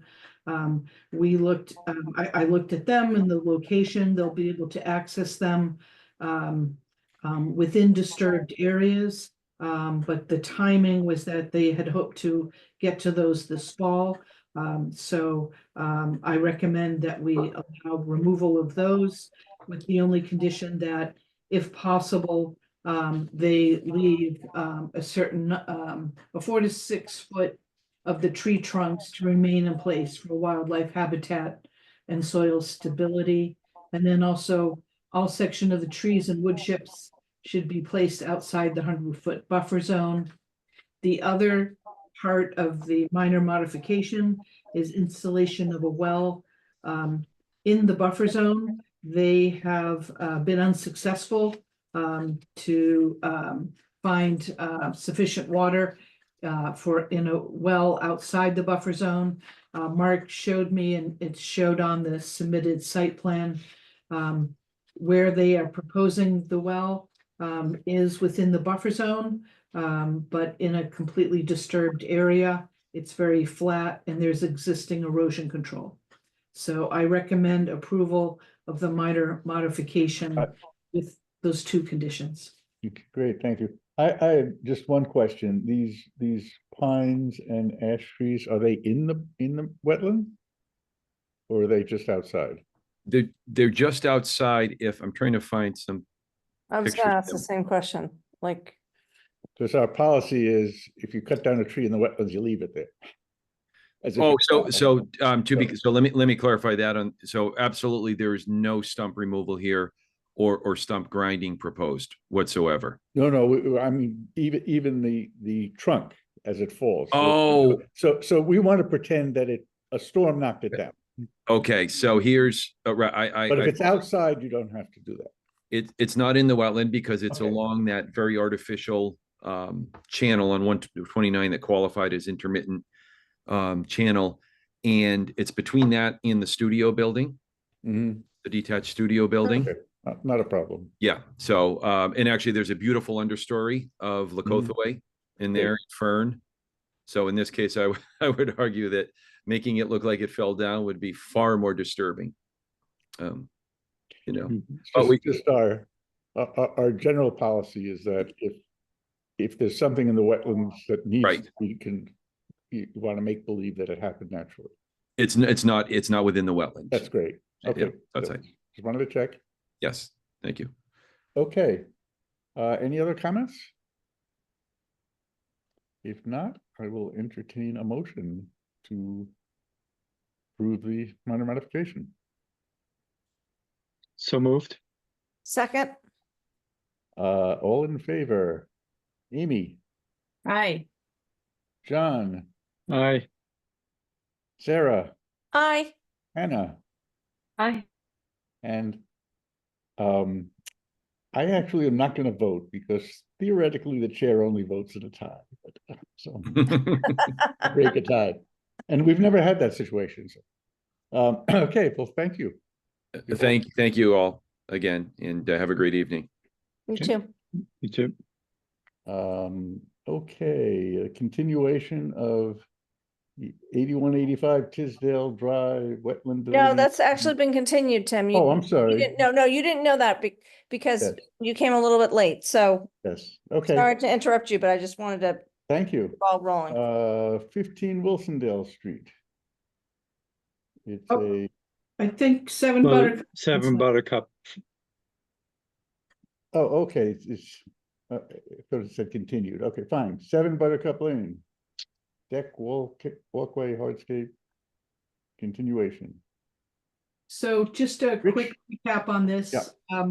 This had been continued. We had requested some revisions.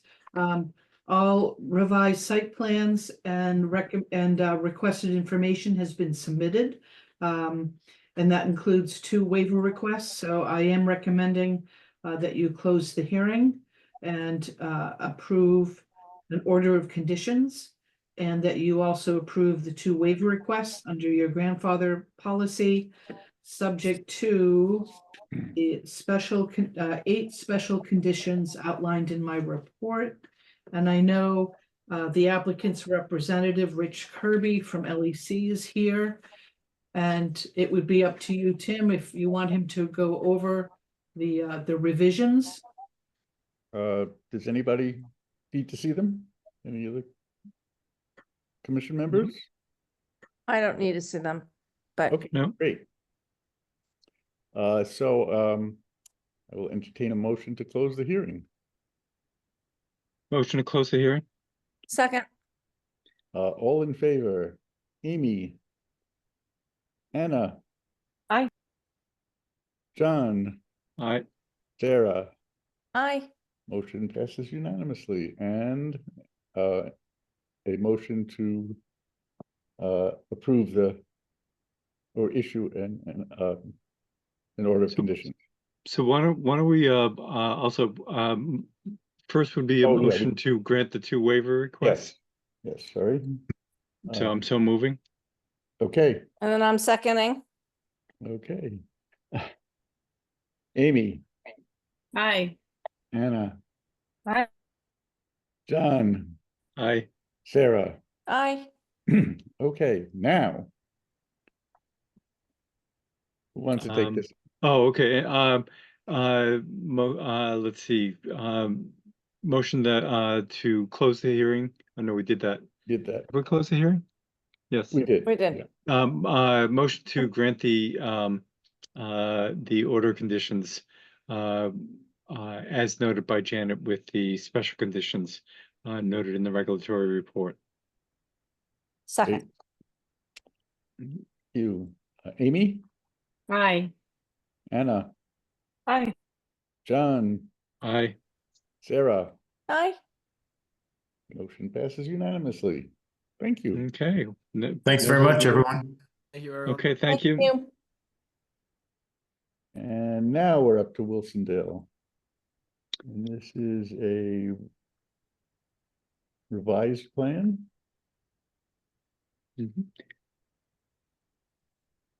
Yes, so I can offer a quick summary here. The hearing on this original NOI was opened last September, over a year ago. And there were questions and concerns voiced by both the commission and the abutters about what was being proposed. There were questions about ownership rights and easement rights. The hearing was continued. There was discussion about a year ago, October 11th, 2023, October 25th. There were also there was a discussion at the January 24th meeting and February 7th, 2024. But as I noted in my report, I had a hard time documenting the discussion and exactly what we had asked for and what we had received because we have no meeting minutes. So as part of my recommendation on this is that before moving forward, we step back and document everything, all the materials we've received from the applicant, all the materials we've received from the abutters, so that we have a complete understanding of what the record is on this and sort of where we are and what the past issues were so that we can move forward on this. I do recommend that we go ahead and have the applicant review the revised site plan with us. And then I do know the abutters also had consulted with a professional engineer and circulated to us what they felt was a revised site plan that addressed the safety issues and had less impact on the wetlands. So perhaps after the applicant shares the revised plan, the abutters could share their recommendations. That would be my suggestion. Okay. Unfortunately, this evening, Joyce had a conflict with another hearing in another town, and she was going to try to join us this evening. And Janet, I did receive all your comments, so it also appeared that you probably need some time to review this stuff. Can you speak a little louder, please? Sure. Thanks. So Janet, I know we got your list of questions. That much of the documentation was submitted, but it sounded like you hadn't had a chance to review it. So we wanted to just get back on the docket, get the process started. Based upon what Janet's saying, I'd suggest she acquire the additional information she is requesting. I think we've submitted everything on her list, but I'll have to confirm that with Joyce and just put this off to the next meeting, and then we can have Joyce present it because she's not available this evening. Okay, great. Done. Tim, before I just had a so I'd like to I understand we've had an issue as other town boards have for having our meetings, our meeting minutes being up to date. and a person has been hired to do that. But I'd like to get an idea of where the parties thought we were at the last, after the last hearing on this. It seemed to me there was a submission, and then the other landowners and easement holders then reviewed things and came in with some changes on that. Vin, do you know where? Yeah, I can talk about generally. The specifics would be Joyce, but in essence, Yeah. when we last met with the board, prior to originally filing, Joyce had met with the neighbors. Then I came on board. We met with the board. We met with the neighbors again, and thought we had a meeting of the minds. We're really not that far off, but after that site meeting, we put together a plan that we thought addressed their concerns.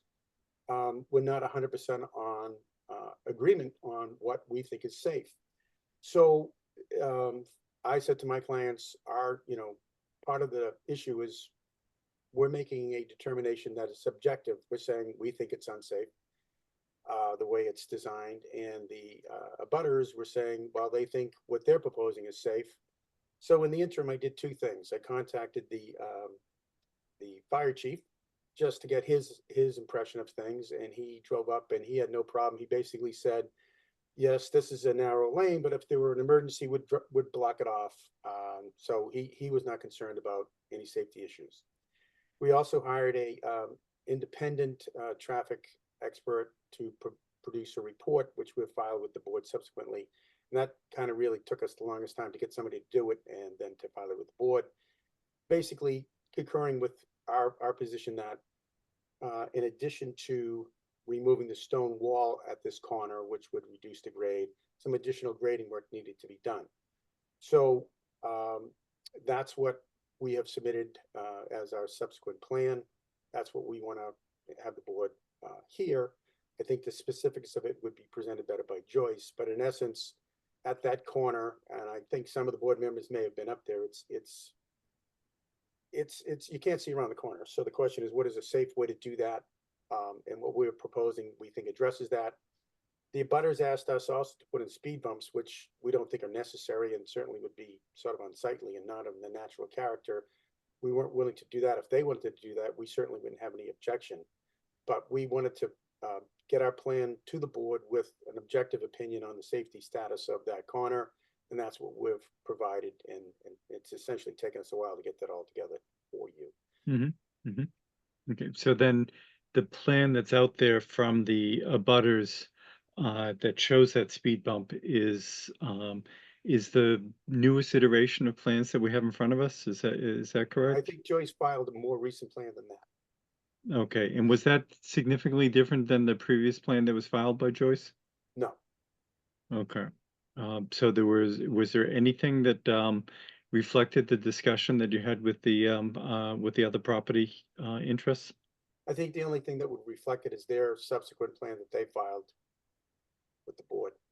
Mm-hmm, It's essentially a grading issue at the corner to get it a little lower than it currently is. Not level with the ground, but just a lower than it is so you can see around the corner.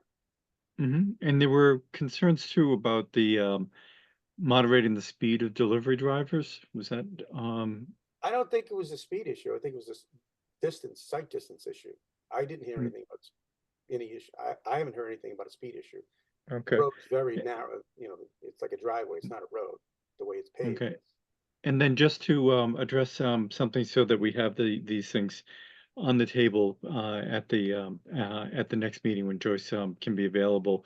There was a question about who can file the NOI relative to the easement holder versus property owners. Is that correct? That is correct. Okay, and Janet, you and I assume there was a concern on your question on your part as well. Vinny sent out, we got something from town council. Vinny sent out something that was very similar, which is that a easement holder has the same rights as the property owner when it comes to signing a notice of intent. Is that am I reproducing that faithfully, Vin? Yes, basically, to require that an easement holder get the permission of other owners or abutters would frustrate the intent of the easement. That's what the case said. And Nita did respond to you, I think, back in November of last year, and basically concurred with my opinion that the other owner or owners of the real estate do not have to be part of the application. The person holding the easement rights is under under the act a owner and sufficient for the application. Okay, so that for that aspect of it, in terms of signing the application, that seems to be established. Any other, and I think for the board, we'll need to review this relative to our rules and regulations.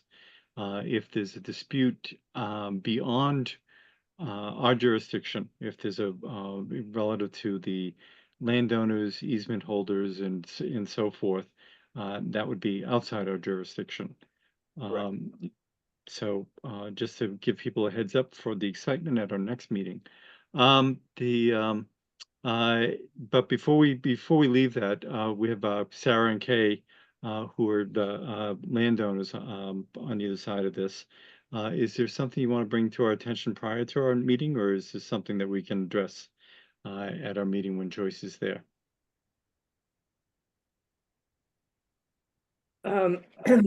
We had Luke Legere is here representing us. And it had been our intention, if we were going to discuss the issue fully, that Luke would begin speaking. I don't know, Luke, if you have something you'd like to say at this point. Yes, Mr. Chair, if I may. Sure. Thank you. Good evening, members of the commission. For the record, my name is Luke Legere. I'm an attorney with McGregor, Legere, and Stevens. I think you've had some dealings with my colleagues over recent months for a separate matter in your town. It's been a little while before I've been before this commission, but good to be back.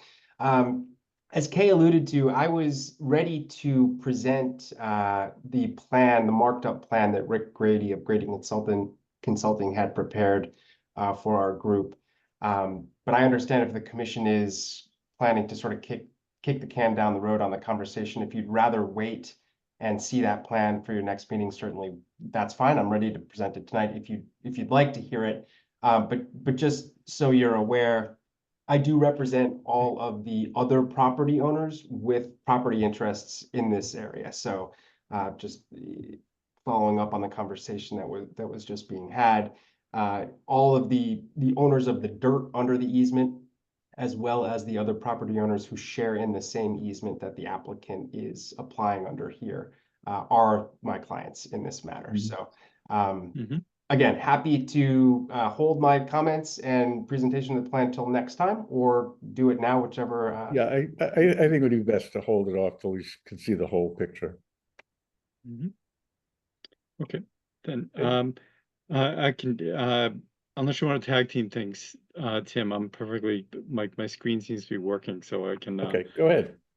So then why don't we move this ahead to continue this to our next Janet meeting? had a comment. Sorry, Janet. So I just wanted to follow up on a couple of my recommendations. The first is, again, because we have no formal record, and this has been over a year, and things have come in piecemeal.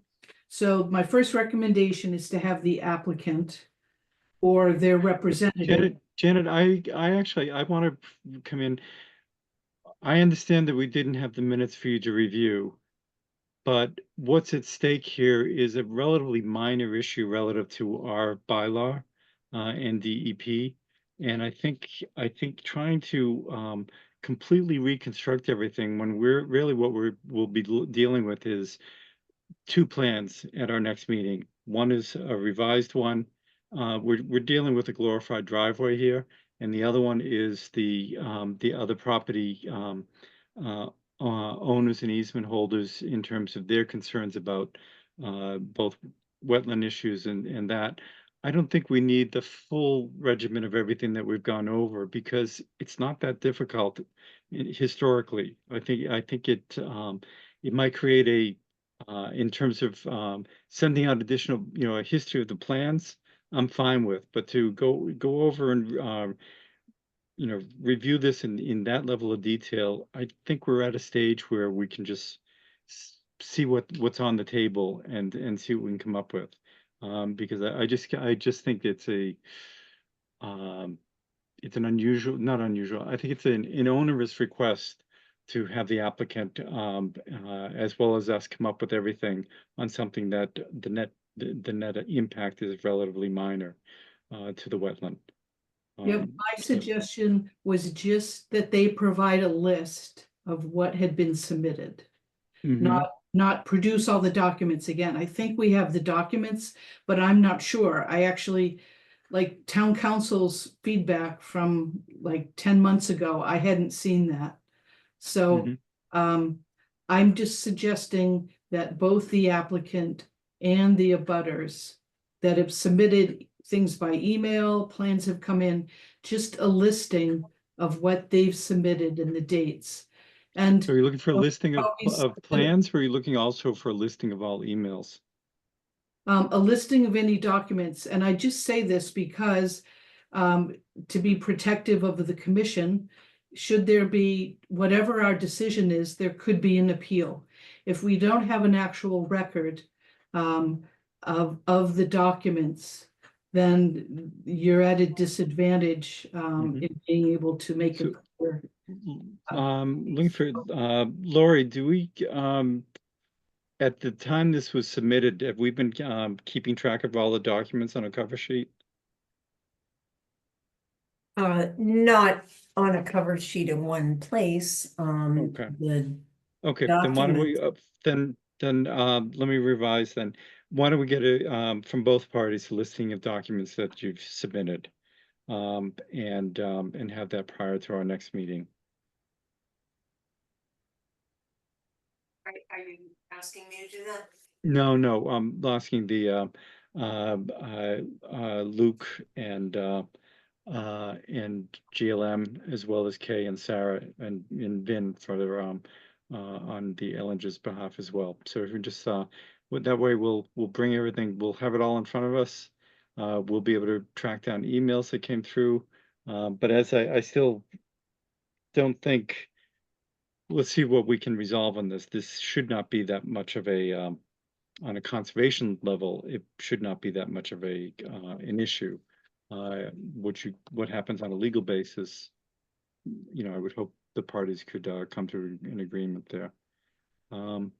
So anything else, Janet? So the other thing I'm recommending, my recommendation number 2, I'm sorry, number 2 was just to have a very brief synopsis of what we discussed at what meetings, so that can bring us up to speed. Again, it's been, this has been over the course of a whole year, and I take very brief minutes of the comments and discussions, so it was very hard for me to try to recreate what our discussions were and what the commission was asking for more information. So who are you looking to come up with that brief? I guess it would either be Lori or whoever our meeting minute contractor is. I do not want to. We can see what we can pull together, but I don't. Lori, do you have access to your notes for these meetings? Is that correct? How many meetings are we talking about? Looks like 5 or 6, including tonight. I have notes, handwritten notes for every meeting. Okay. And there's recordings if Janet. Yeah, wants to I think review again, those. let's I don't want to delay this because I don't believe we will have the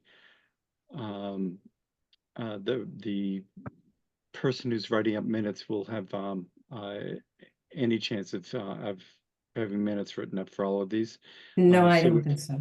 Yeah, so if you could just review your notes and put together a short list of the major issues that came up.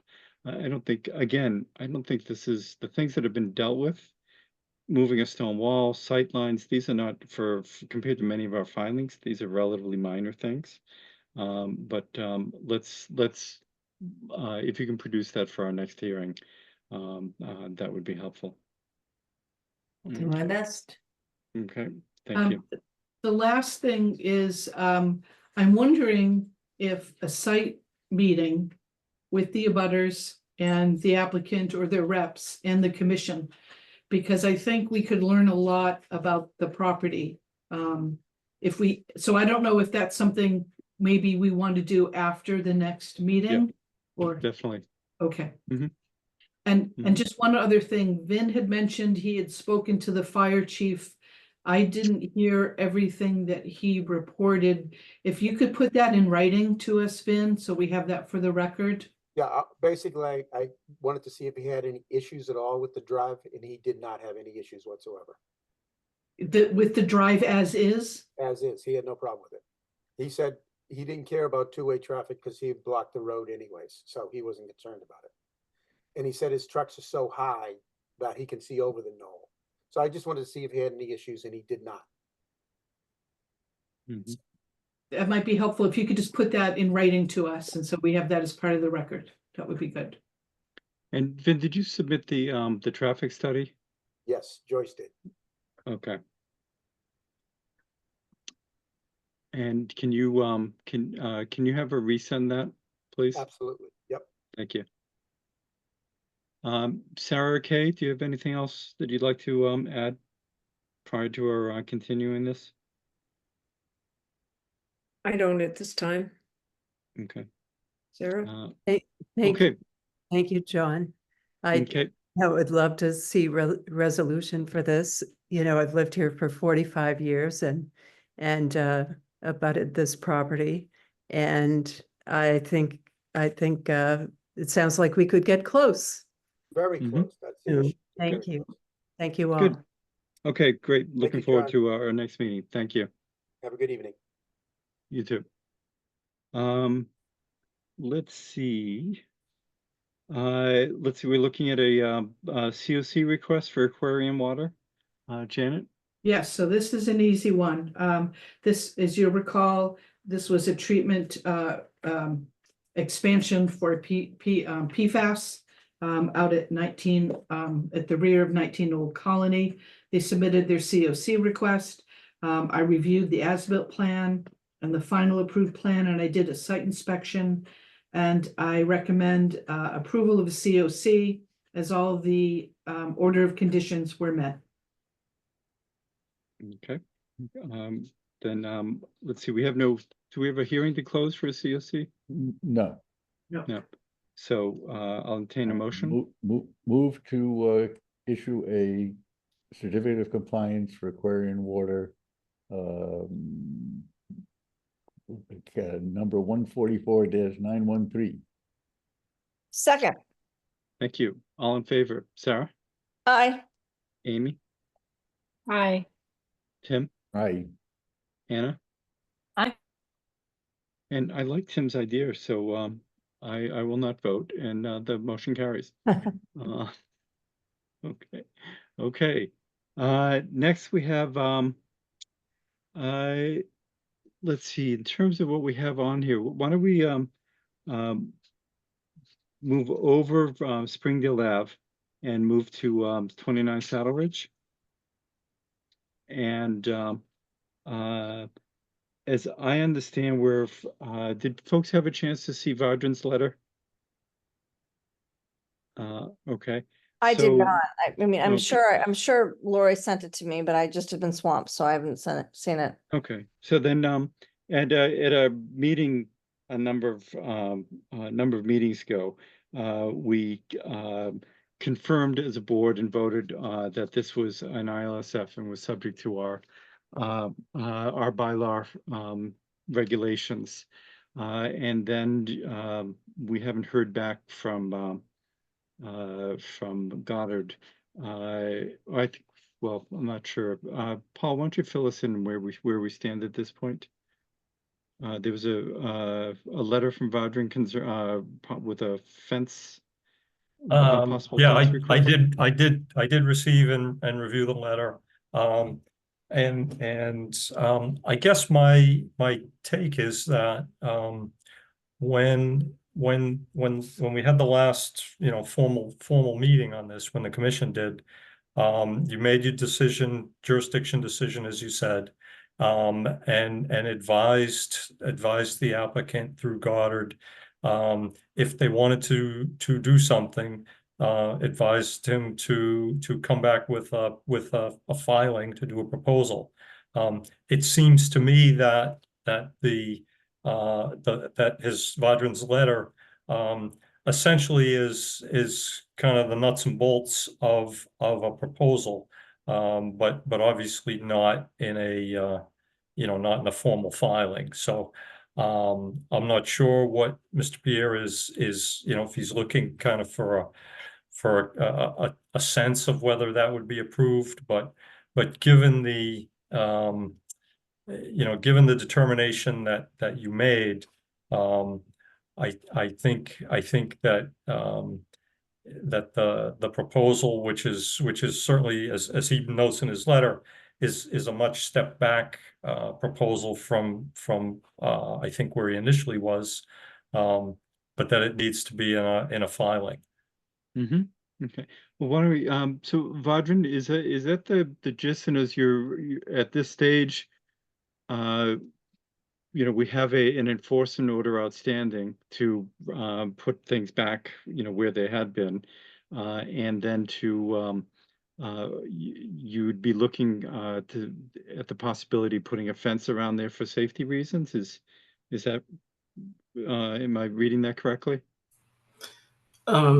Yes, I think basically from the content of the letter, all I want to do is put a fence and some spiny type of bushes or whatever in front of the fences, just to prevent and deter the kids from going back there.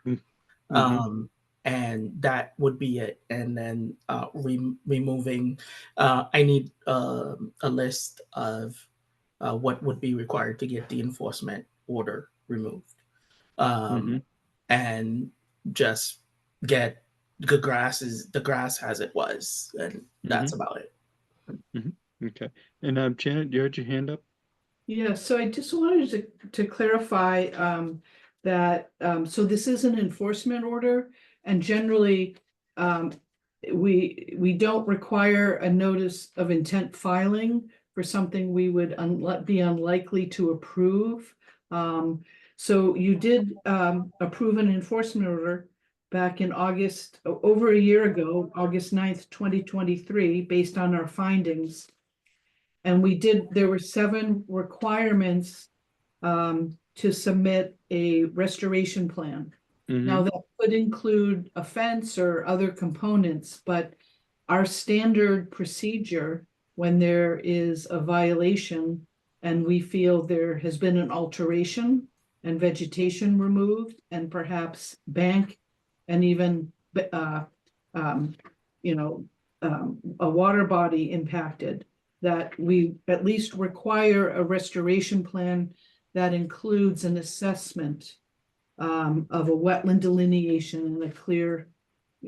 So I don't think we're looking for a filing here, but I think we are looking for a formal response to the enforcement order, which is a standing order, and was based on findings of fact by the commission.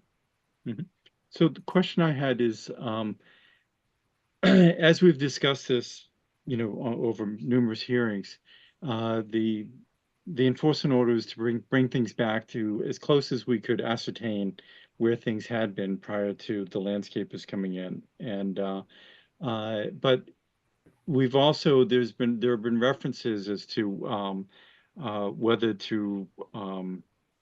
whether the applicant would want to request putting a fence in for the safety concerns that he's voiced. Are you saying, is there a way where that sort of request could be handled as part of the enforcement order, Janet? Yes, you could amend the enforcement order to include any conditions or requirements. Yeah. Okay. And other, I don't want to lead things too much, but since we've dealt with this for some time now, are there any commissioners who would be adamantly opposed to a fence? It's generally a good idea given the concerns here. Mm-hmm. So why don't we do this, Vadran? If you can have Goddard review your enforcement order and work up what the enforcement order was requiring, and then also add in the fence location and the planting that you would you'd be requesting as well, and we can see if we can you know, so that we don't have to do this under a notice of intent, so that will save you time and money. And then, but we need a plan so that we get a better idea of what we're looking at, and also it fleshes out, you know, what type of fence, the height of the fence, the plantings, where the plantings go, whether there's any repairs or any bank that is recommended. This Goddard would be taking a look. I'm sure they have plenty of notes when they've been out there. So that we can get an idea of what had existed before, and we know that's going to be imperfect. As I've mentioned before, I could tell going back a number of years on Google Earth that I do not disagree with the idea that there was grass around the perimeter of this. So incorporating that into, as well as some plantings, seems like it would be appropriate. But we do need a plan as was requested at the previous with the enforcement order, and that way we see it all laid out and we can move forward there. Okay, so all I just would need, just to make sure that we're fully aligned with Janet, but without any kind of super technical lingo. You just need a drawing. You just need a drawing that essentially scale out what the backyard is, and then shows where the fences would be, where the plants would be, and then that's it. And also, we'll also review that it requires them to outline where the well, you mentioned, Janet, the wetland, but it's an ILSF. They somewhere on one of their earlier plans, they outlined the boundary of that. So they just need to note that and then show on the plan the buffers that the town has, even though we're looking to grant some flexibility relative to your fencing there. So that just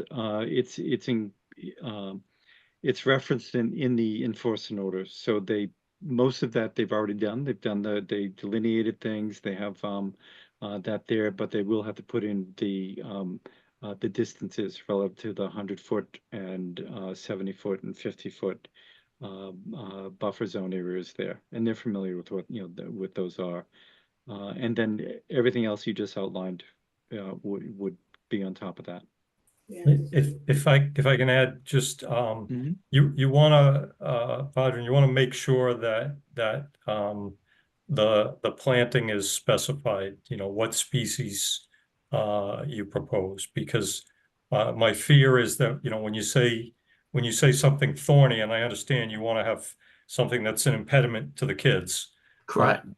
When I hear that thorny, the first things that come to mind are plants that are considered invasive, non-native invasive species. So you want to be sure for the commission that you're specifying, what species you want to plant.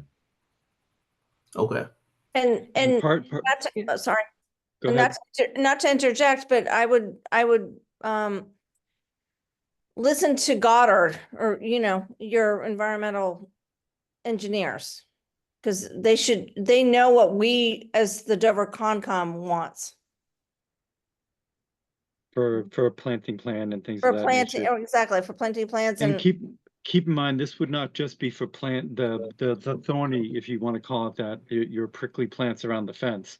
This would also be for some plantings that there's an assumption that were removed around the perimeter between there and the tree line. So there may be some shrubs that need to be planted because the grass, it was not a golf course grass. It was punctuated with trees and and shrubs. And so we'd want to see that as well. What they recommend for the planting plan on that. And unfortunately, as Paul mentioned, barberry, multiflora, there are a number of things that would be perfect to keep kids out of there, but they're not allowed to be planted in Massachusetts. So Goddard will have to come up with they can discuss the planting options with you. So you have a good idea what will work. Annie?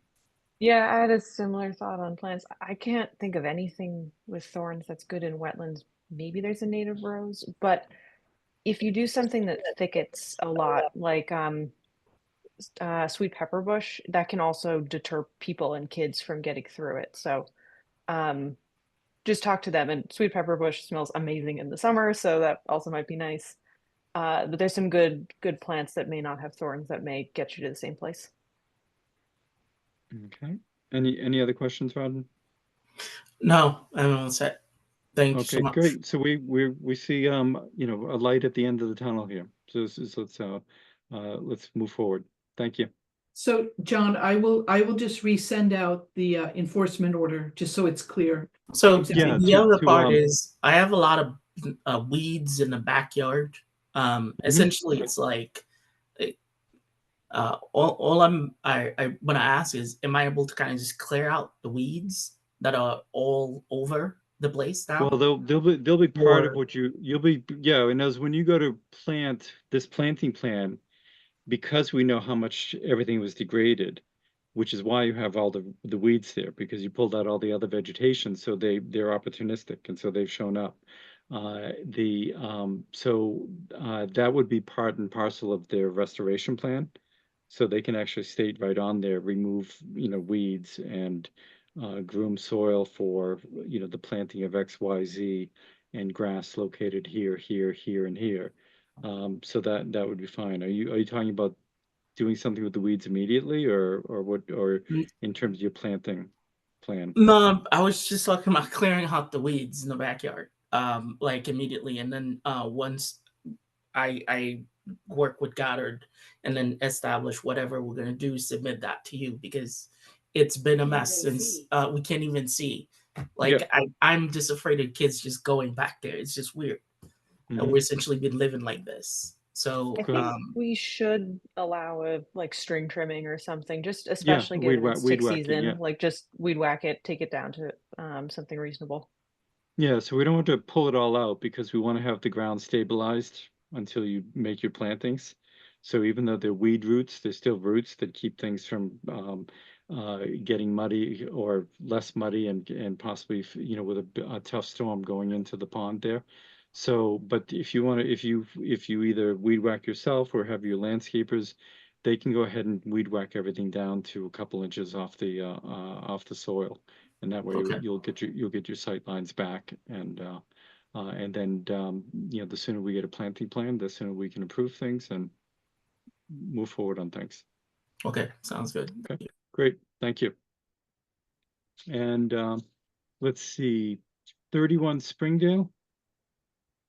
We have updates on that. Is that Paul, are you dealing with that, or is that Janet? I can't. Well, I was potentially going to deal with that. I haven't done a lot, if I'm remembering correctly. So did you submit a proposal for that to Lori, or? No, was I? Oh, I don't know. Lori, did you request that, Paul, or? For 31 Springdale, I know that Ecotech had some, Paul submitted some comments based on Goddard's last report from October 8th.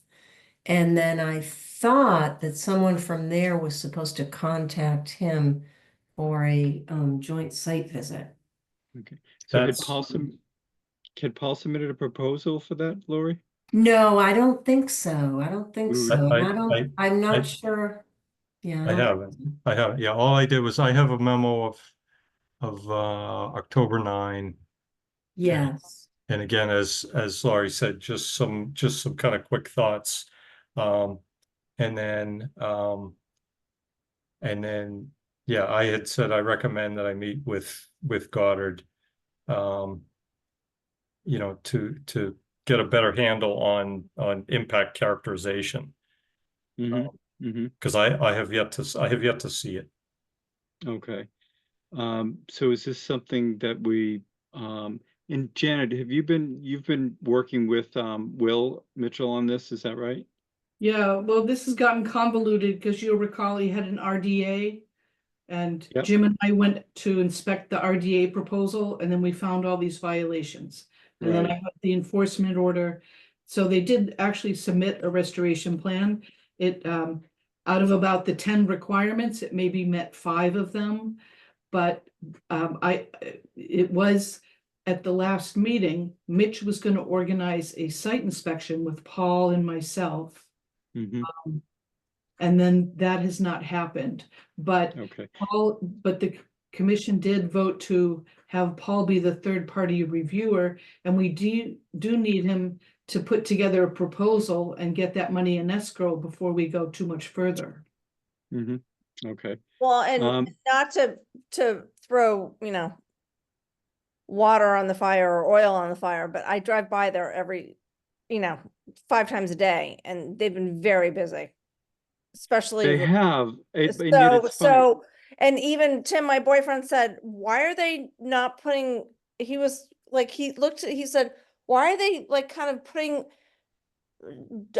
stopping the driveway into the garage? Like, you know, and I was like, what are you talking about? He's like, oh my God, Sarah, they're doing like, anyway, so. Well, I noticed, I went by there today, and then I also went down Union Street in Natick. Have people seen the large Georgian school building going up there?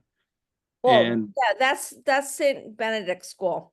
right, and that and what I commented to my wife was that, you know, Will's out there daily, but in the time that he's been doing all that stuff on the front yard, that building has been built. So Was Will building St. Benedict School?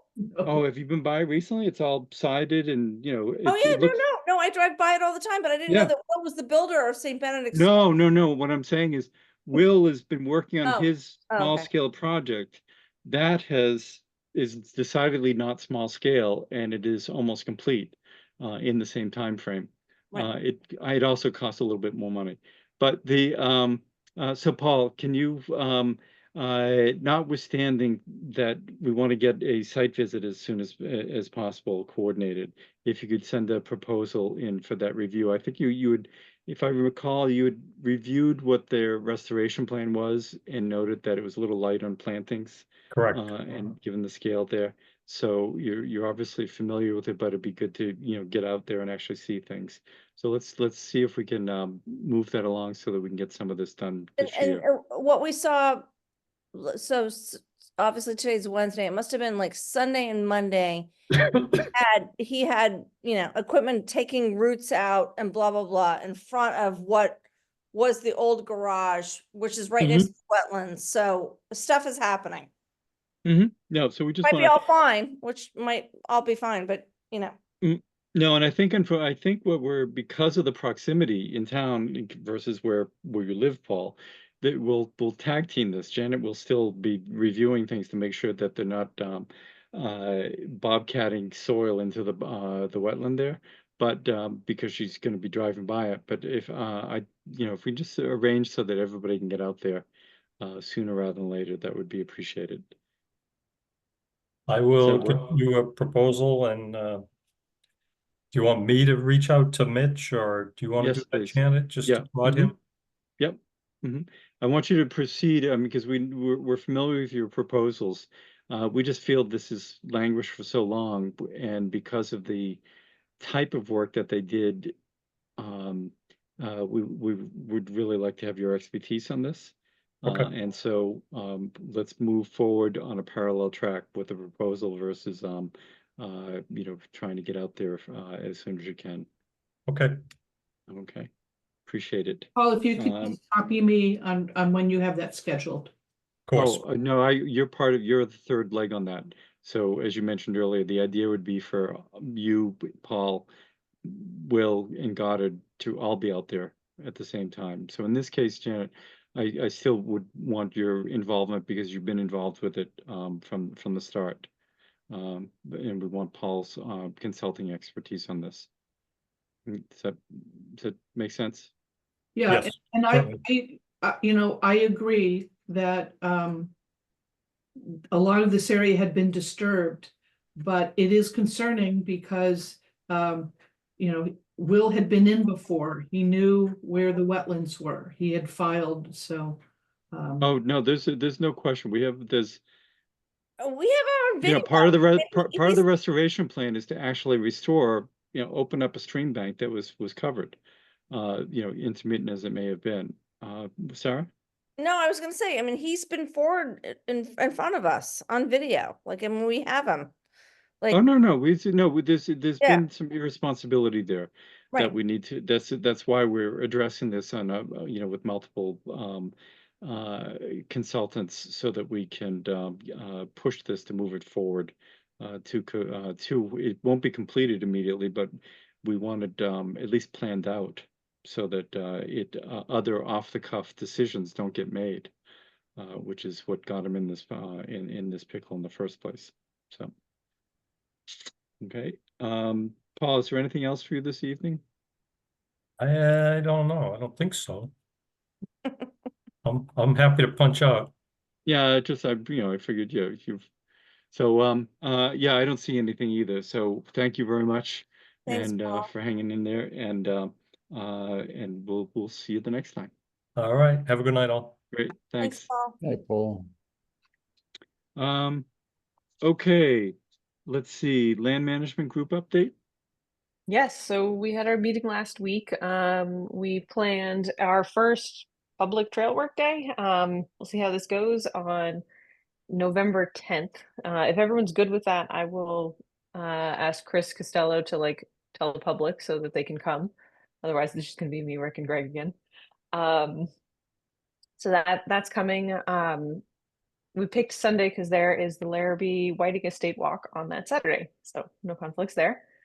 Let's see, we had, I think since our last meeting, we had the site visit for Springdale Meadow, which was really interesting, went really well. Our consultant is going to be tabulating notes and coming back with more thoughts. And I think, Janet, you were suggesting maybe to invite him to a Concom meeting soon, which I think is a great idea. So does anyone think we shouldn't? Oh, no, of course. Okay. Yeah. We'll get that organized. We've been working on renaming trails and accepting the donated lumber so far has been going well. Greg's been coordinating with Boynton and Chris Cutler and I don't remember who.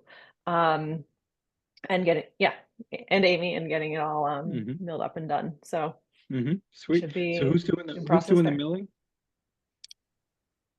Don't remember. I have Oh, my no worries. No, I was just it might be Greg. It's somebody who's doing the milling. Oh, it is Chris. It is Chris. Chris. So he has a bill saw. Okay. Yeah. And before I forget, I was looking over invoices for from Honeywell Farm relative to the fields that they cut. And my question is I drive by Haven, Haven in Maine. That's not cut the same way. There's just loads of hummocks of grass, still popping up there and everything. It looks like they haven't finished. Yeah. So it's possible he cut the stuff that he could bale and use, and he hasn't cut the stuff that he has to bale and throw out. Discard. Okay, because I didn't know. But I don't know. I actually have to call him to get him to come and get my manure, so I could ask if you want. Yeah, could you do that? Because I didn't know. I'm scratching my head going, is that the way he's going to leave it, or is there something about that? Is that a type of cutting? I really didn't know, but it seemed so completely different than other things. Lori, did we hold out that invoice and pay for the other ones, or? I don't think they've been paid yet. Okay. They were signed and ready to go. He's super busy right now, so it may be that he just hasn't gotten back to finish it. Okay. And maybe he's if- even forgotten he hasn't finished it, but Mhm. I'll ask him because like I said, I Excellent. can call him That's, soon. yeah, good time, good serendipitous timing. Great. I'm sorry, Anna, continue. Mostly it. We also talked about, I think I mentioned renaming Wildwood Trails. That's underway, and figuring out some misspellings on OpenStreetMap. And then we were also thinking, like Sarah had the idea of a month or two ago about coordinating bikers and hunt club. We're thinking maybe we could, when we do that, get together and come up with some like general plans about what kind of trail maintenance happens and sort of write an official memo and pass it around. I So, think that would be you. great. And I apologize, Anna, but I'm like in full like Norfolk Hunt Club mode right now. So I have not, It's okay. I'm not blowing you off on purpose. It's just like, So That's I have a question just on bike versus horse. And I think the idea of coordinating and communicating is great. And does it on this question for the horse people as well, as well as everyone else, but if you have dual use trails, but we have the possibility to have is there a need for a possibility for an exclusive horse trail? That's open to horses and pedestrians, but allow cyclists to use some trails, but not have, do you encounter a conflict between, at this point, between horses and riders? John, to be honest, and Amy, you can inject, but so for the 20 years that I've been riding out here, we have never had a problem until COVID. And then all of a sudden it was like, all of a sudden, like everyone was like all trails and blah, blah, blah. All right. I don't mean to pick on the mountain bikers, but the mountain bikers, especially with their fat tires, ruin the trails because they make divots. Yeah. So, I mean, you've heard all about this at No Nana and blah, blah, blah. I'm not making any of this up. So that's why I want all of us to get together to figure out, like, we need to preserve the trails, but we want the mountain bikers to have fun on the trails and regular bike. I don't know. I mean, obviously, road bikers are going to be on the road, but I mean, I think we can all figure this out. We just all need to get together and No, she was just saying, come up with Susan, a plan. I'm well aware of the damage that, the mountain bikers always, say, oh, horses damage more, but they don't. They're not skidding We around a don't. corner. We They're not don't. creating No. ruts like that. No, we don't. And so one of the questions is, and I think that's a great start, is to get them together and then discuss the concerns and also have some sort of maintenance program, so that mountain bikers Yeah. are responsible for taking care of some of that. And there's some, there's as we all know, there's some people who are very passionate about the trails who are getting like blaming the Norfolk Hunt Club for certain things, and the Hunt Club is like so. That's why I said to Anna, we just need to all come together as one. We're all about open space. Let's all sit together and figure out like open No, I communication. think It's all about communication. Yeah, I I mean, think that's one great. idea. Oh, go ahead. Sorry. Go ahead. One idea we had actually was just to set up one of the land management meetings. They're an hour on random Wednesdays, and just kind of get it started. It might be easier to do something over Zoom, because we do tend to keep them short because they're like across my lunch hours. So No, I mean, they're Anna, the time I think, bend. to be honest, I think that's let's start with that. I mean, I'll represent the Hunt Club. I'll represent Steve, who is So our how husband. So how do we find bikers that are involved? Does anybody know particular bikers or? well, I know Greg is a biker. Yeah, Oh, is Greg he? and Okay, friends. so I mean, once you get a colonel, they know other bikers, and Yeah. So You can always get John Jeffries. all right, and John. yeah. No, but Well, I mean, right. I was going to say that what you were asking earlier, John, about a lot of horses don't like bikes, but we've gotten used to them. So like we can all share the trails, like, and again, I've said this 1,000 times. I didn't think the rail trail in Medfield was going to work, but it has worked. And we've gone horseback to buggies to bikers. So we can all we just all have to respect each other. No, That's I think and communication is where that starts. So Yep. which reminds me, I saw your rakes that you put there on the And we put Medfield more, Trail. we put more, yeah. Right. Well, and then did you put the little mop holder thingies on the post to hold them Yeah. there? Yeah. Yeah. No, that looks great. So, Okay, good. Good. so, okay, Janet. Okay, first thing I wanted to mention before I move into the things on listed on the report, just an update on the DCR Medfield Town Forest Trail repair. So they missed the cutoff for our next meeting, and I know you were hoping to ride that area like in late November, is that right? Yeah, the Thanksgiving hunt. But the earliest they can now get on our agenda, just to open the hearing, not get it approved, is November 20th. So And it's they- not gonna work.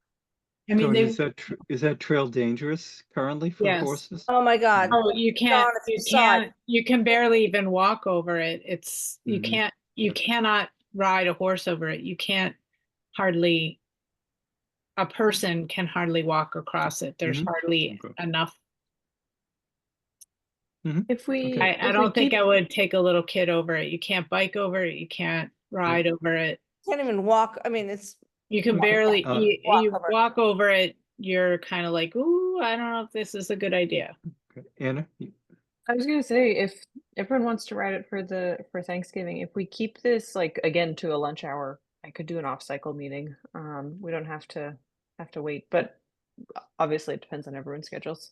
well, but your legal ads and the butters have to be notified. It's a notice. Oh, true. Yeah, no, it's a full-on DCR. So, so project. basically the Norfolk Hunt Foundation was willing to pay for it because they knew that DCR didn't have the funds for it. And so that's why we did this kind of emergency meeting to get it moving forward. Mm-hmm. But So that seems it's stymied by timing, but it would be nice if everyone could continue to cooperate. I mean, So- I mean, the Hunt Foundation can get it done, but obviously the Hunt Foundation will break every rule because they haven't gotten DCR approval, et cetera. Mhm, Right? mhm.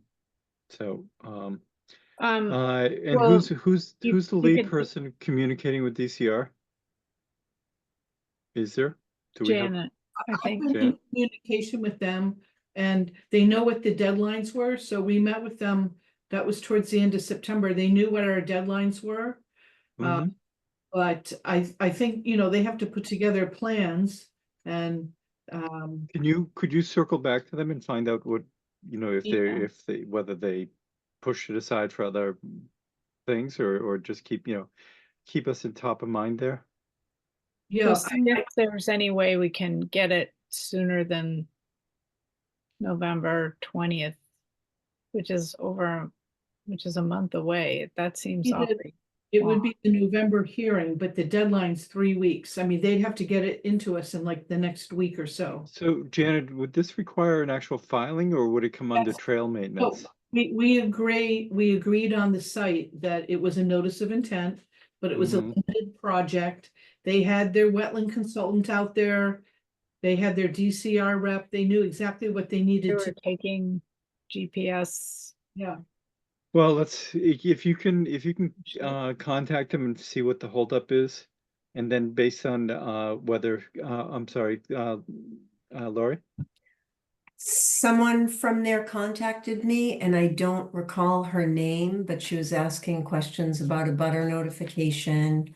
And I think they're ready to file. And I got a assessor's copy from the assessor's Mhm. office that their Mhm. list of their butters. So I think they're getting ready to file for the meeting, but it would be 11/20. And that's good. Okay, let's see how fast they file and how sophisticated it is, and whether we can be flexible relative to their submission dates. I didn't make it to the meeting, so I don't know what's involved there. But I think let's just find out where they are. Sounds like they're very close. And if it's, let's just find out some more answers, and see what can be done. It would benefit the wetlands if we could get it done while we have this drought, because right now the stream that uses the culvert is completely bone dry. Bone dry, exactly. So- And it's not, and this was like the first time the ranger had ever seen dry. Right, so it's So like, Janet, you've been dealing with some of the people who were, DCR folks who are familiar, or, you met with them on site? Yes. All of us did. Anna was there too, I think, right? Didn't you So come? I no, just- Anna wasn't, Anna No, wasn't- it was, I'm just trying anyway, to get there were- somebody, I want to there get was a a lot point of us person. there. I want to get a point person from us to contact them. So Lori, it seems like she has been talking to them. I just didn't know, Janet, if you've been dealing with DCR directly for, for that particular project. I need to determine which of you is going to contact them. Well, I was in contact with them exactly what they needed to submit. So it sounds like it's really the filing deadline, the legal ad. And so I think it'd be better if Lori was in contact. Okay. So Lori, if you could call them or contact them, and let's see how quickly they can, they can submit things. And then I think once they can file for the earlier meeting, and we can see whether or not they submit things, we can review what it is they have and whether or not we can make an exception or not. We'll just, the Norfolk Foundation is willing to pay for all of it right now. I think got it. I'm they have hearing a that, but contractor done. Like, so I'm just, we just need to, we may be off by a week or two, or I don't really know. So Lori can find that out, and then we can come up with go ahead. It's just that if they're being required to file an NOI, then if they get it to me by the 31st, it gets advertised and they'll be on a hearing for the 20th. There's really, I don't know what, There's nothing. how you could move it forward, because that's the legal. So is that act. agenda already set for the previous meeting? The agenda's not set for the 6th. But all the but filing they deadlines have- are passed? I'm sorry? Have all the filing deadlines passed? The filing deadline for the 6th has passed simply because of the legal ad requirement. So that's all I'm saying. And I do think I gave her the date of the 31st, and I can just reach out and see if she thinks she's gonna make that deadline. And Okay, let's but the earliest it could be would be 11/20 if it has to be an NOI. And let's find out where things are at, and we'll figure Sure. we'll just take it from there. Okay, Janet.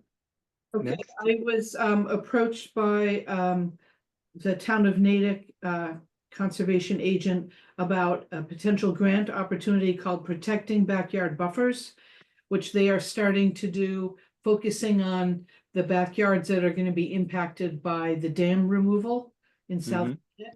And so they hope to apply for a DCR grant for this type of grant, which is working with homeowners to help them expand buffers and riparian zones with native plantings.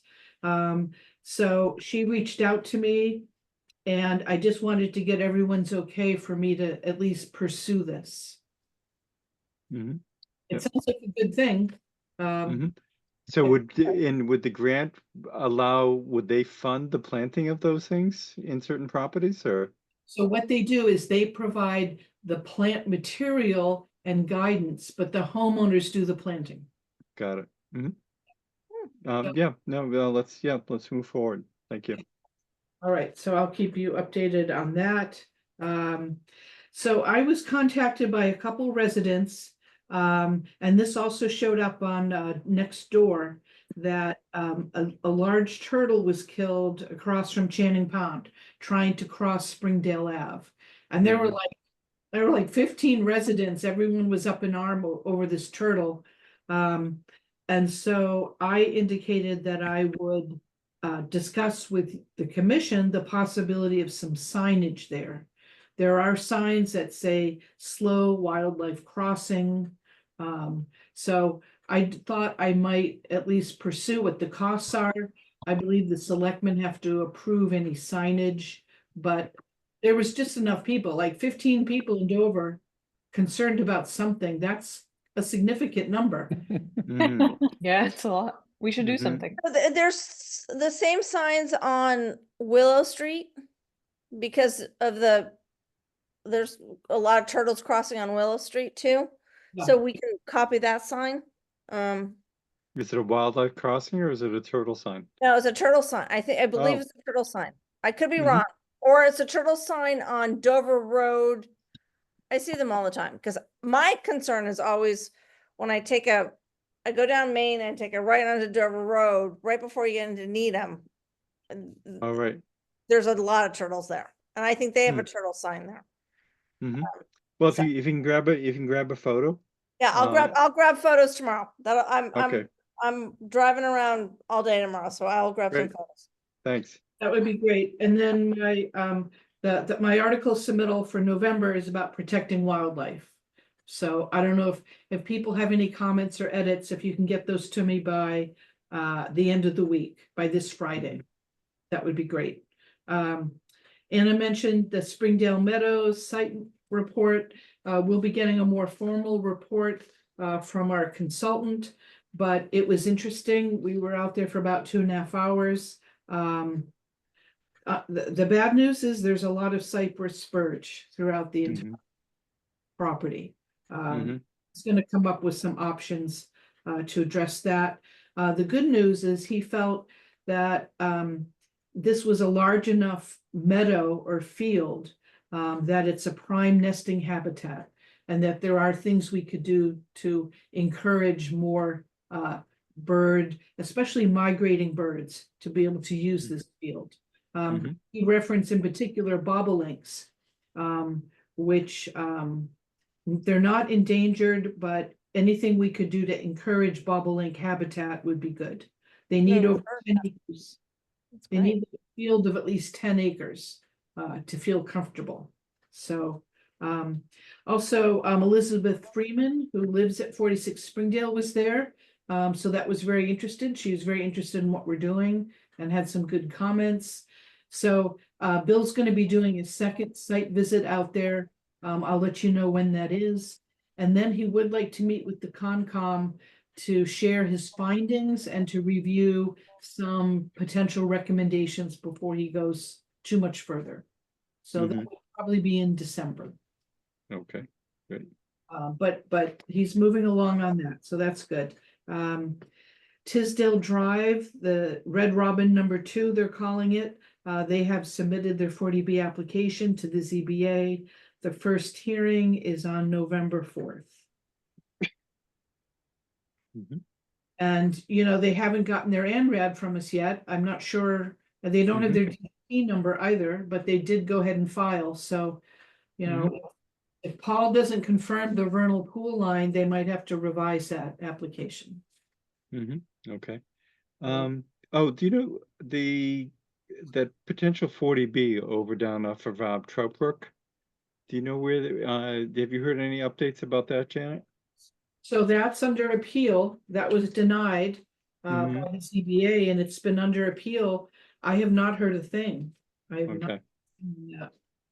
And does it, when the ZBA does that, does the states, they just stay back from that and let it proceed, you know, legally, or does the state have, did the state approve it? I believe the appeal is to whatever the housing authority, the Mass Housing Authority.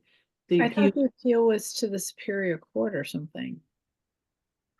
You know, I'm not actually sure. Because Mass Housing has to approve it before it even comes to us. Right. Right. No, I'm just curious because I mean, until it does come to us, you know, we don't have to give it any mind share. But I just hadn't heard anything for a while. So, and John, you skipped over the meeting minute update. The update on meeting minutes. Oh, I think well, Lori, have you had heard anything from where that stands?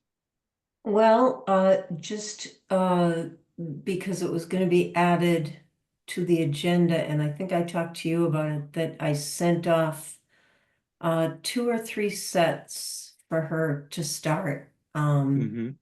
And, And I had don't have she, them back yet. the, But so I, she had availability, or did you get that yes, sense? Oh, okay, great. yes. Okay. No, she had availability. She was probably waiting for me to gather things together and send them to her. She's done a couple for the selectman's office too. So yeah, it should work out great. I sent her some examples. I sent her the format. I said I'd do the documents list and the motions because that's a little harder for her to do, I think, not being at the meetings. And so when she sends me the draft, I'll add in the other things and then we'll have a draft minutes. Okay, we'll see how it goes. Yeah. Okay. And anything else, Janet? Nope, I think that's it. Okay. Anything anyone else would like to bring up, or? I would like to just congratulate Amy on her new position of being president of DLCT. Ooh, wow. We're in the presence of greatness. We are in They, presence of greatness. Congratulations. I just wanted to say, Congratulations. I was at the Congratulations, meeting on Amy. Sunday. I will not be climbing Mount Everest anytime soon, though. Or Kilimanjaro or any other Yeah. mountain. No, find something a little. Or any other mountain, frankly. Yeah. I mean, Not even we Mount got- Washington. Well, What was and it, Tim, Pete? thank you very much for stepping up when I my computer fritzed out. All of a sudden when whatever plan we were looking at, he added something to the screen and my whole screen just doubled up. That's It started flickering. And at first I thought, oh, this must be happening to everyone else. But then I went to different programs and everything was flickering. So I figured it was me. So thank you. Tim's always a good co-chair / president. Well, I kind of liked sitting back, just throwing that out there. So okay, well, hearing no objections. John, I'm sorry. I just have All right. one thing. I wanted to make a request to see if we could start our next meeting a little bit later. We don't have any new filings, so I don't think it's going to be a heavy, but I'm part of our Glen Ridge Water Trust, and we have our annual meeting that night, wouldn't you know? But so I'm wondering if people were comfortable, could we start our meeting at 8 o'clock or maybe even 7:45? I can do 8. Started with me. It's fun. Yeah. Okay, so does 8 work for everyone? Yep. If we, given that it's projected to be a light night, a light night, not a late night. I'm fine with that. Great. And Lori, any issue with that for advertising or anything like that? No, I don't think there were any new hearings for the 6th, so Okay. it should be But we do have okay. a few people being continued, so we just want to make it clear that they understand that. Right. They get the agendas ahead of time, so I'll put that in the email too. We're starting at 8. Thank you. Okay, great, thank you. Okay, then hearing no objections, tonight's meeting is adjourned. Thanks, everyone. Good night. Good night. Night.